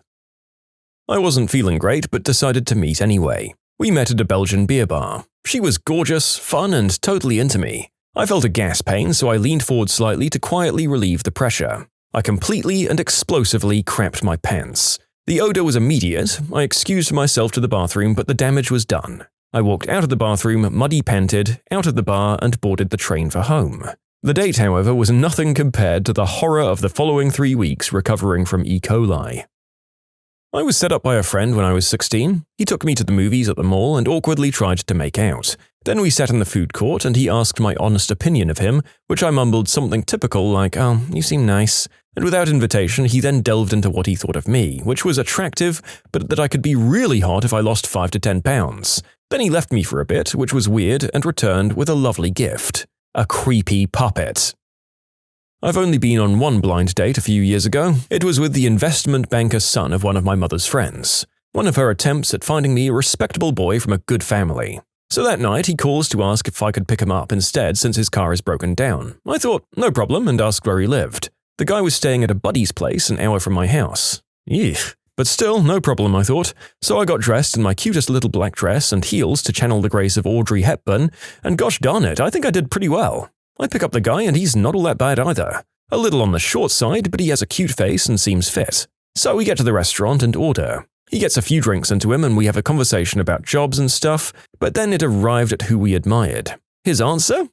Patrick Bateman from American Psycho. Just, without the killing and stuff. He said he admired the character and aspired to live that kind of life, without the killing, of course. Ding ding ding, the alarm bells were going off in my head already. So trying to change the subject, I asked about the frat that he was in. We both went to the same university, and mentioned that I knew some of the guys. He then proceeded to tell me that, yeah, all of his friends were just vehicles for him to get ahead in life, and that he didn't really like any of them. Oh boy. Then came the check. He had forgotten his wallet. So I paid. Just awesome. By now, I was looking for this night to be done, but no, things had to get more fun. On the way back to the garage, we passed by an alley and he leans in and whispers into my ear, "You're frickin' hot, and I want to frick you behind that pile of garbage." And then he licks my ear. Do not want.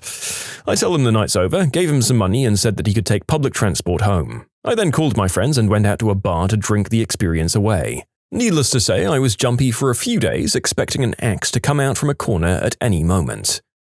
So that's our second story about people's parents hooking them up with other people's single kids that they know, which is so far out of whack in my world. And look at what happens in both of these stories. I'm sure there are more positive results to be honest, but this man by himself represents a serious cautionary tale about why not to go on this sort of date.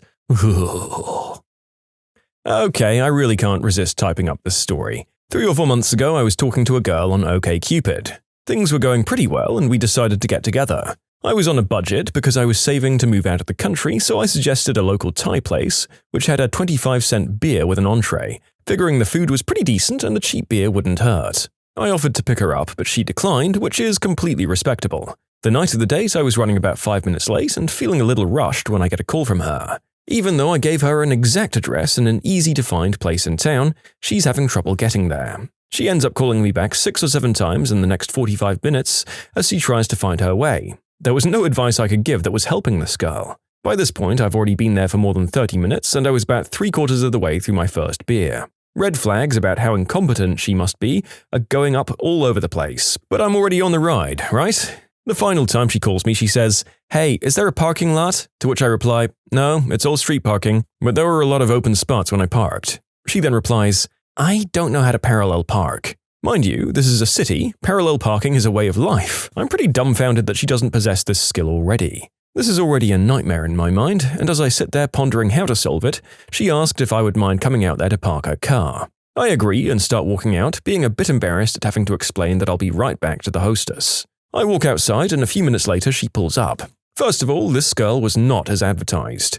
I got MySpace angled hard. I'm not someone who needs the perfect girl, but I'm telling you, this was out of control. I climb into the driver's seat and the first thing I say is how weird it is. I haven't driven anything but a manual in 3 years, and her automatic feels very strange. I slowly accelerate and head down the block, about 3/4 of the way down, where I see an open spot. I let off the gas and instinctively go to push in the clutch. Instead, I stomp on the brake hard. This girl had quite a lot of mass and wasn't wearing a seatbelt. Any physics student knows what happened next. Her head flies forward and nails the dashboard. I start apologizing like crazy and luckily she wasn't hurt. We spent the next hour having a really awkward dinner and then parted ways. No, we didn't call each other. In short, girl asked me to park her car, it's an automatic and I drive a manual. I hit brake instead of clutch, slamming her head into the dashboard.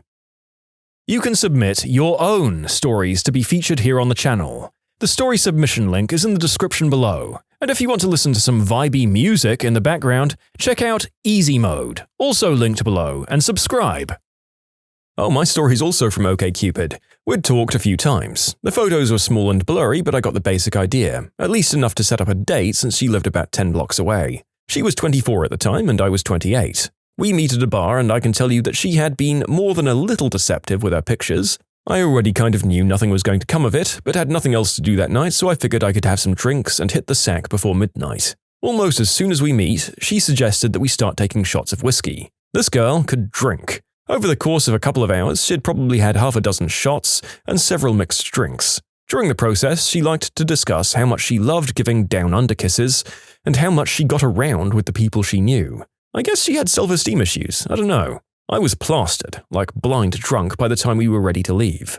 I don't remember going to my apartment, but I remember we ended up on my couch with a movie on as I faded in and out of consciousness and she raided my liquor cabinet. What happened next would have landed me in jail if the roles were reversed. First, I woke up to her on my lap. She's sitting facing away from me, grinding crotch against my jeans and stumbling about during the process. She's still in her dress and panties. Then things went black again. I wake up again and, well, things are happening.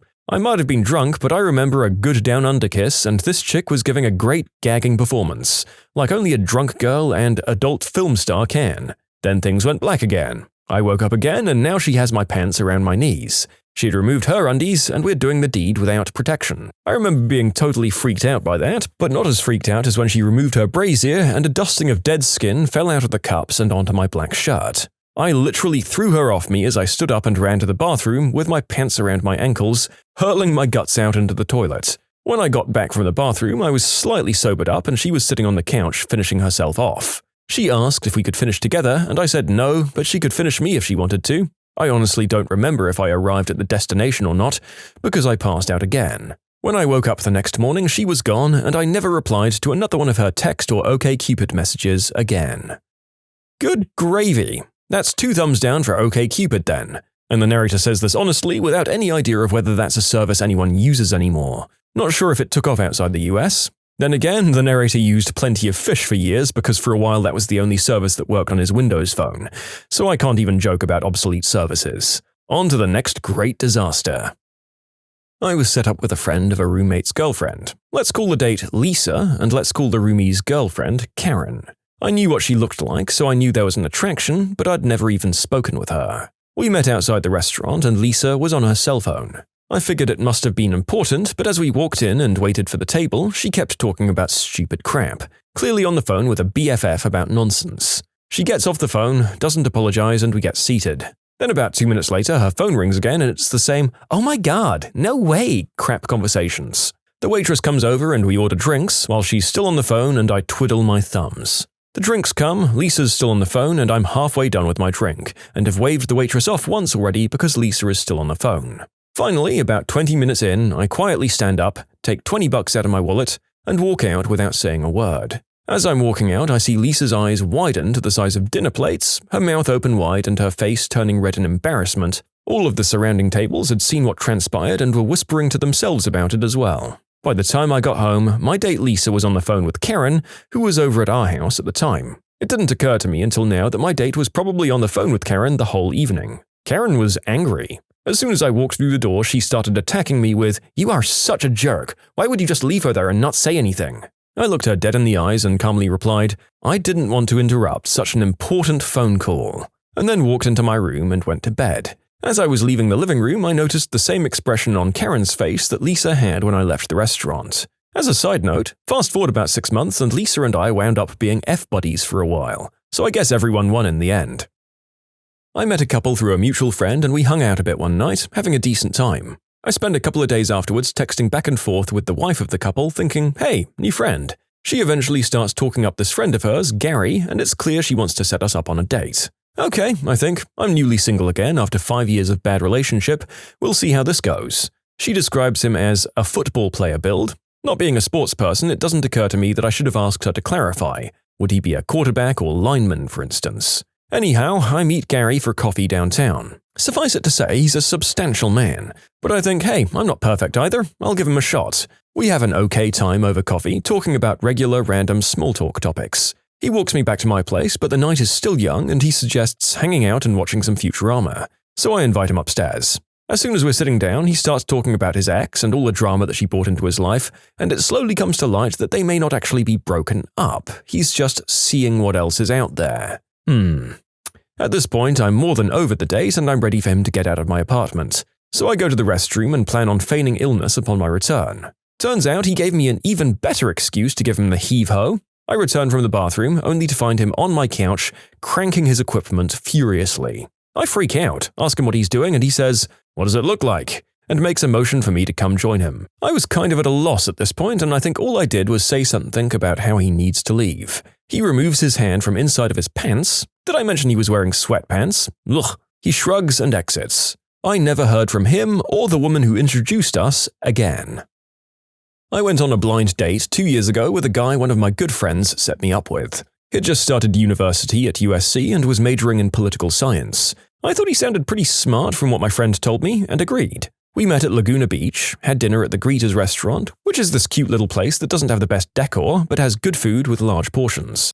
It wasn't until he started mentioning that he was a die-hard Republican and didn't support gay marriage and terminations and IVF babies. I'm an IVF baby, and it's a sore subject because my mum tried so hard to have a baby with my dad, and it wasn't until she tried IVF that she had me. Stupidly, I asked him, what did he have against IVF babies? He immediately spews on and on that IVF babies are nothing more than objects of status to their parents and that it violates the rights of the child, depriving the child of their true relationship with their parents and can hinder the maturing of their personalities. By this point, I'm done with him and just nodded along to whatever he said. After he paid the check, he drove me home and walked me to the front door. I unlocked it and then turned around to say goodnight when he leaned in with his tongue already out. I didn't know what to do, so I tilted my head so that he had hit my cheek. Icky feeling of tongue licking my face. When I went inside, he looked at me shocked and asked if I was going to invite him in. When I told him no, he got mad and said that I paid for your fricking dinner. By then, I just wanted to drink a bottle of wine by myself,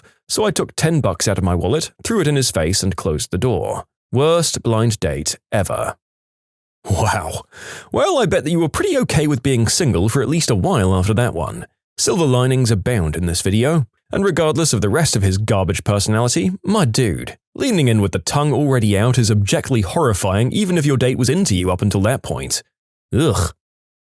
So I was going to school in New Jersey. The school that I was attending had about a 15-to-1 guy-to-girl ratio, so you can imagine how much fun those parties were. Getting pretty desperate for female attention, I turned my sights to a couple of online dating services. After a few weeks, I set my sights on one girl that I'd talked to a few times through the website. We decided to get together after quite a bit of flirting. I should mention that at this point I was aware from the beginning that she had 3 kids.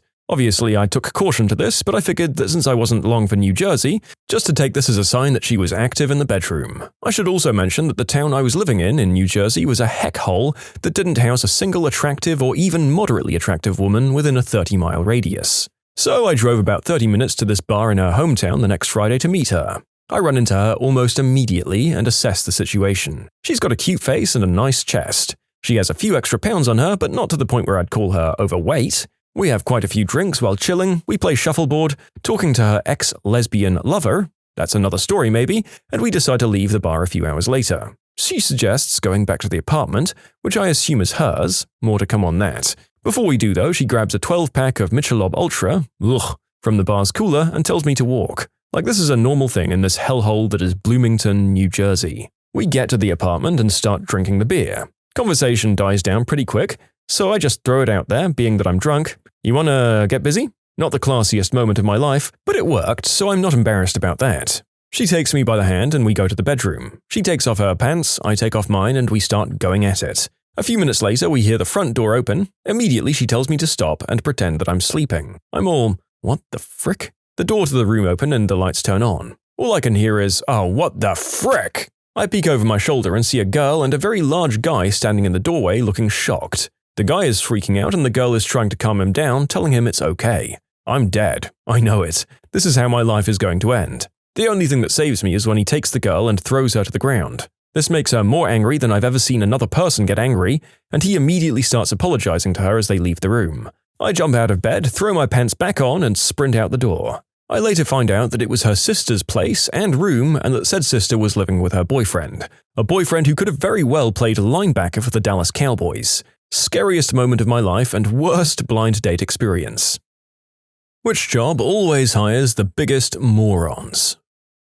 So I work in an adult film store. Some of my coworkers who've been there forever are real smart cookies, but a majority of applicants are dumb as frick. When I first walked in and asked for an application, I was handed a sheet of paper and told to read it before I could have an application. It said that you shouldn't apply if you're prone to oversleeping, frequently get flat tires, don't have steady childcare, and a bunch of other common sense things that apply to pretty much any job.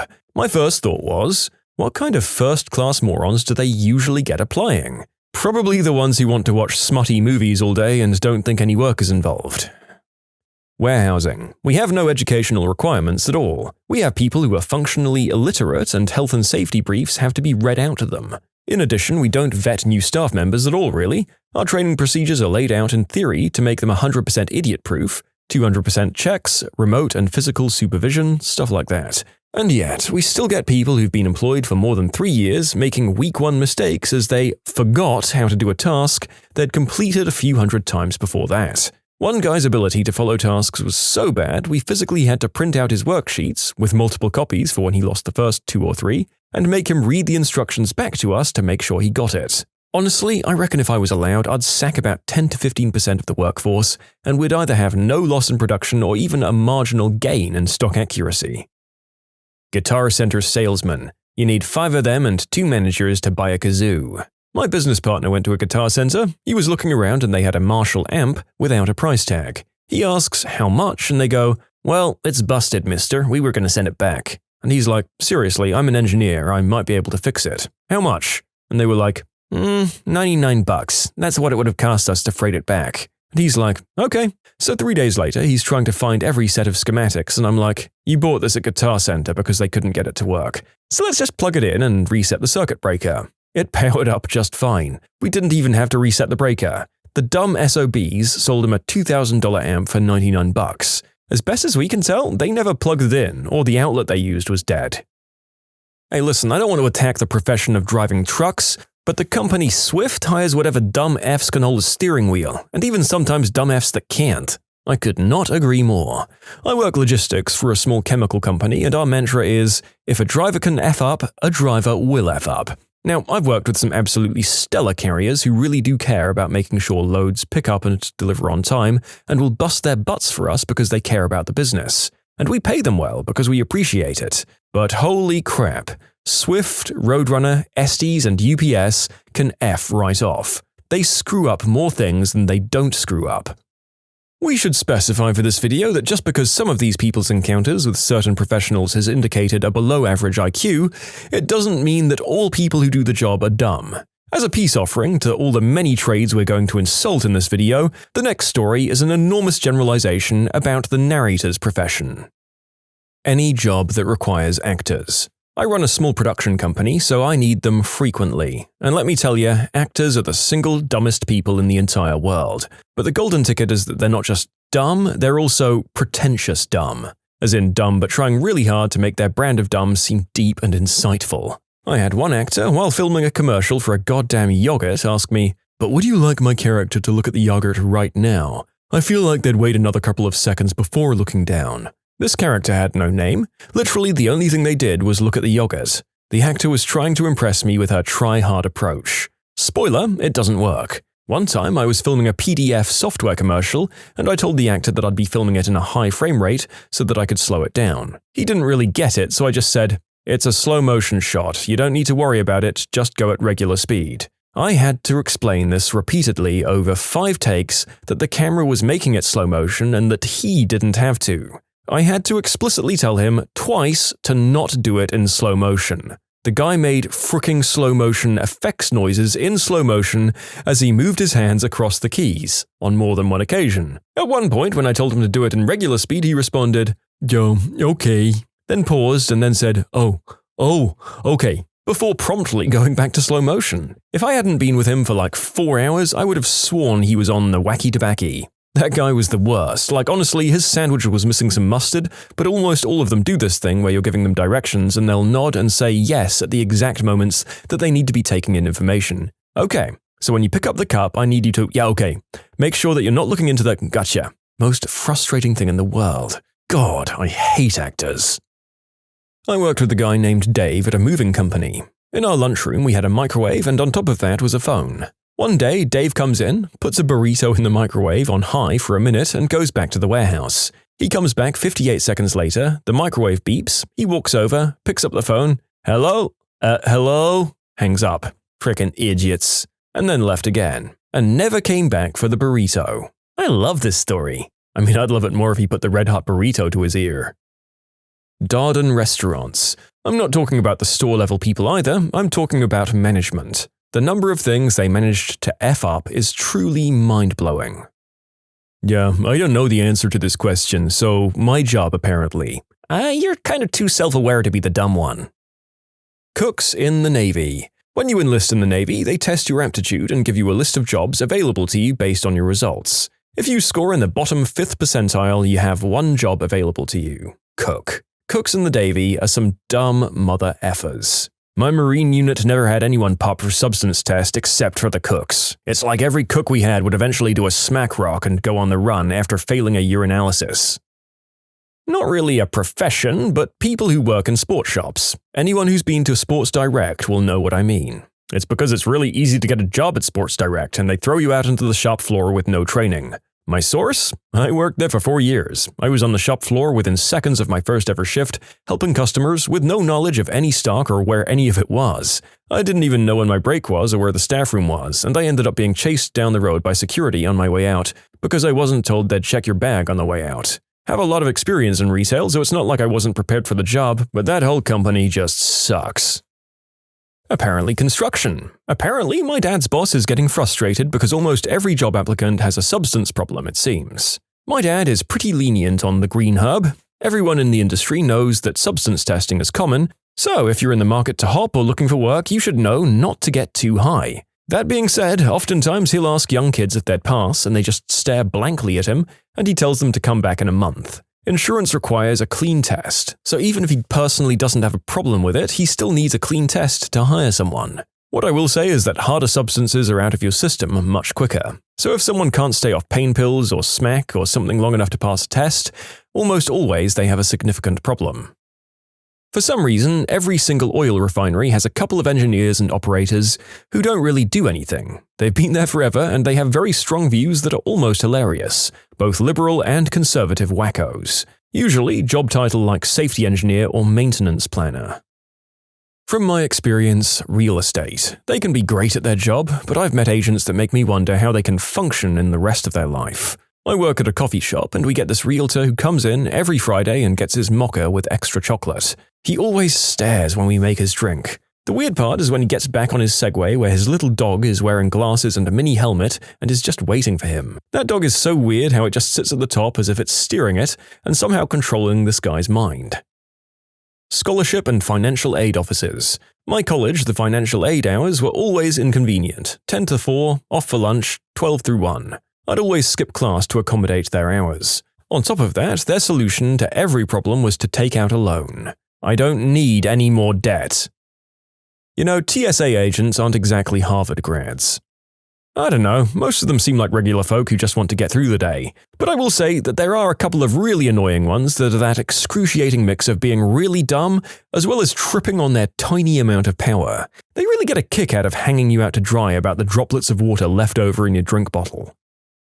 Food service. I'm a waitress and bartender, and it's amazing the amount of stupid people they hire, and then they leave a few weeks later because they can't hack being busy. Or they call in a lot and still have their jobs, while the good employees get fed up at being understaffed and leave because the standards are so low and they go unrecognized for actually being good at their jobs.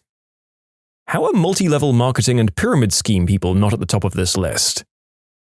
Dumb is unfair, but those who work as a sales rep for every industry I've been a part of were terrible with computers. I'm a sales rep for a pretty complex industry. We just hired a lady with 20 years of sales experience who literally doesn't know how to use her laptop. It's a frickin' nightmare. My first desktop support role, a lady called me because all of her desktop icons were gone, when the reality was her battery was dead and the laptop wouldn't even turn on. That was when I learned you can't trust people to explain a problem to you. There was a group I was in years ago with this guy named Mike in it. Mike was a very nice guy, not a mean bone in his body. Married with 3 kids, but unemployed, so his wife worked. He could never even get a job anywhere because he had no qualifications, and he just couldn't see patterns and stuff. Even in our group, he'd just sit there happily without saying anything for hours. We tried to ask him a few times if he'd like to chime in or what he was thinking, and he genuinely had nothing going on upstairs. Suddenly, he applied to the sheriff's department and got hired, and they loved him. He's been there for 3 years. That changed my view of the sheriff's department. There are positions for people like Mike. The sheriff's department needs people who can handle, just take this person's hand, take their fingerprints, and pass the paperwork along, for 8 hours a day without going crazy. FedEx, UPS, some factory worker positions, stuff like that. All of them are pivotal to society, but if you're the type to think too much, you don't want to do them for very long. You can submit your own stories to be featured here on the channel. The story submission link is in the description below. And if you want to listen to some vibey music in the background, check out easymode, also linked below, and subscribe. TSA employees. I don't think half of them even have their GEDs or high school diplomas. Every time I go, I have to explain the concept of dual citizenship at least 4 times. I've heard people say that the TSA is a job program, and I'm not sure that I can disagree. They get paid decently too. I've seen openings at a local airport where they make like $14 an hour. Meanwhile, I'm here with the title computer technician making $9 an hour. I knew a guy in high school who had no experience. He'd just graduated high school and never worked a job. He applied to TSA and got in. Everyone was jealous because we thought being a TSA agent for your first job is great. It's better than McDonald's or Walmart. He quit after 2 years because he hated dealing with the people there. Shrimp boat captain. Mama says stupid is as stupid does. My buddy works as an electrician. He regularly works with plumbers and says that on a near hourly basis he hears phrases like "duh" and "plum plum," and my favorite is "I am Lord ya ya ya ya ya," all of which are unprovoked and out of the blue. The food service industry hires some of the most incompetent people out there. It's a constant battle between a lack of common sense and an inability to perform the easiest task. Screw Buffalo Wild Wings.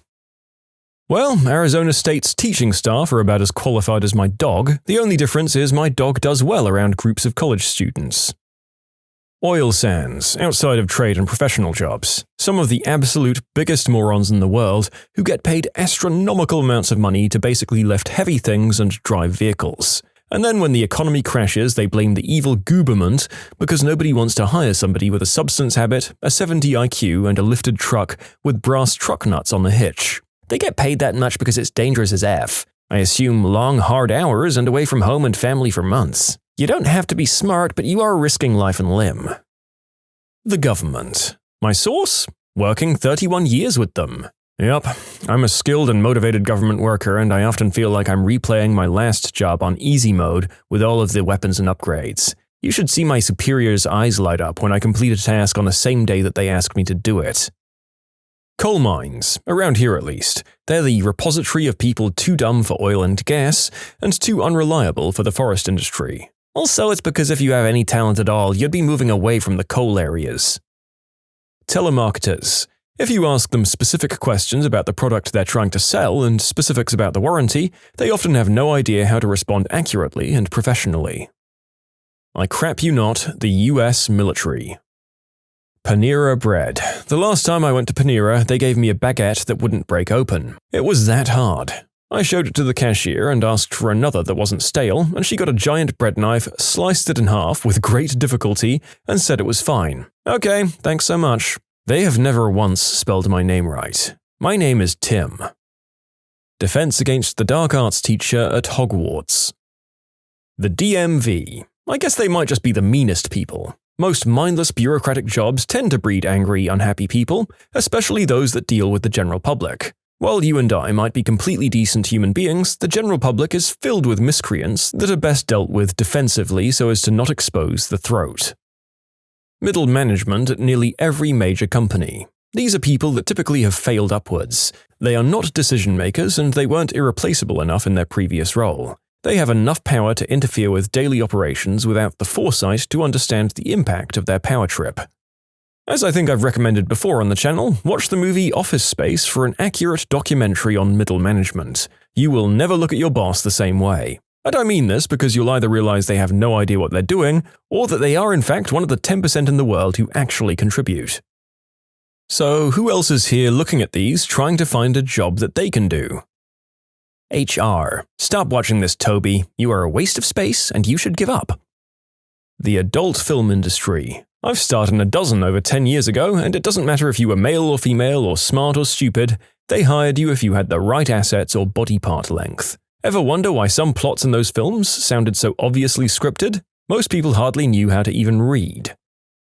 I'm going to argue that cashier, food service, except chefs, and janitor aren't professions in the spirit of the question, but Coast Guard. The janitors in our building are actually pretty average. Never met one that made me go, holy crap, this guy is full-blown stupid. Most of them don't like extra work though, and I get that. However, they are good at their jobs, and I remember their names just because they're way more fun to shoot the crap with than most of the other employees.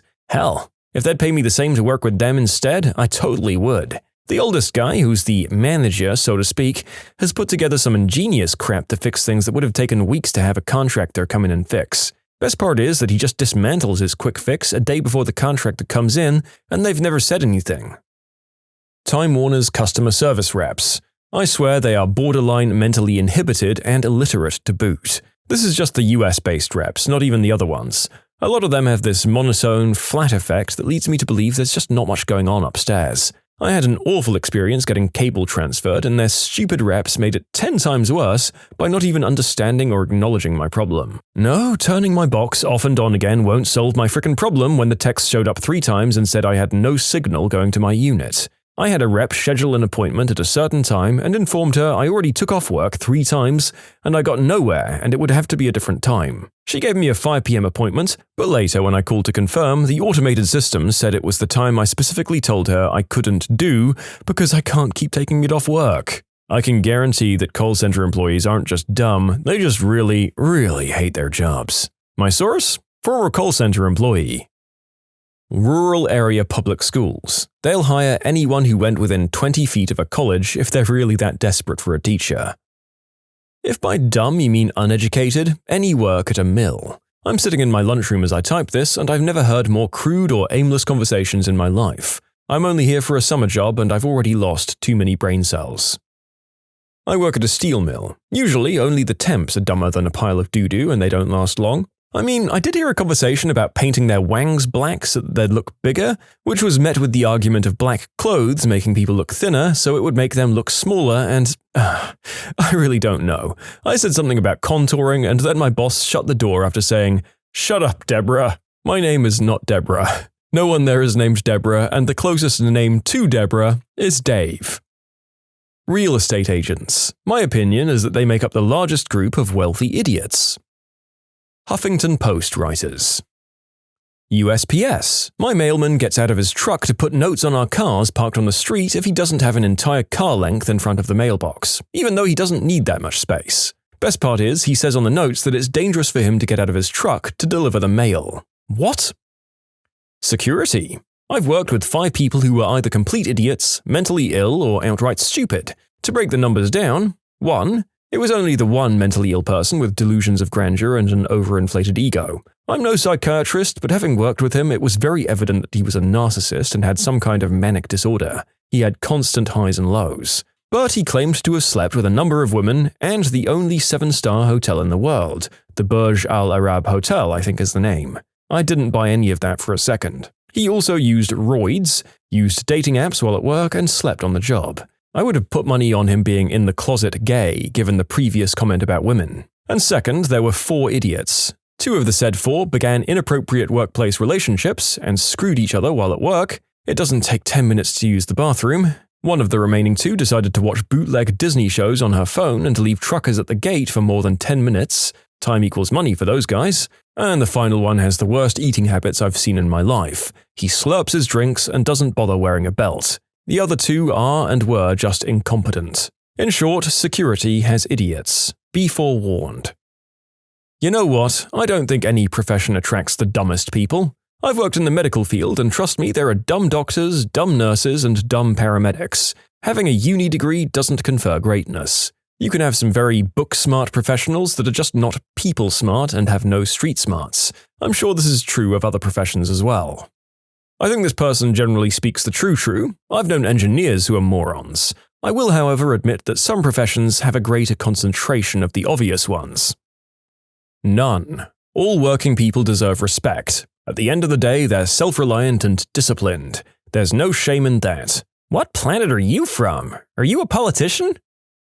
I worked at an Ace Hardware for 8 miserable soul-sucking years. When I first started, there was a manager there. This manager claimed that when he was younger, he was the highest-ranking civilian in the United States military. What the frick? That makes no sense, I know. His story went like this. When he was 18-ish, he lived next to a military base in Georgia. Him and his genius friends got the bright idea to sneak onto said base. Shortly after, his friends turned back. Of course, he got caught, but they were shocked how far into the base he was able to infiltrate. From then on, they sent him all over the world as a covert agent to exploit the weak points in base security to fix them. Years later, he was working at Walmart, before it was huge, and some guys in suits came into the store. His name came up in some files and they came to find out what his involvement was. He told his story and they didn't believe him. He then took them to the office inside the store and hacked into the Pentagon's computer system to prove his identity. Yeah, right, bro. About 2 hours after he told me that story, he paged me up to the office because he had too many windows open on the computer and didn't know how to close them. Hacked into the Pentagon, eh? My butt. In conclusion, retail has some dumb mother effers. When you subscribe, make sure to hit the bell to turn on notifications. Put the playlist on in the background to finish listening to all the stories, or if you want some vibey music to put on in the background, check out easymode. If you like Am I the Genius, give Am I the Jerk a shot. Everything linked in the description.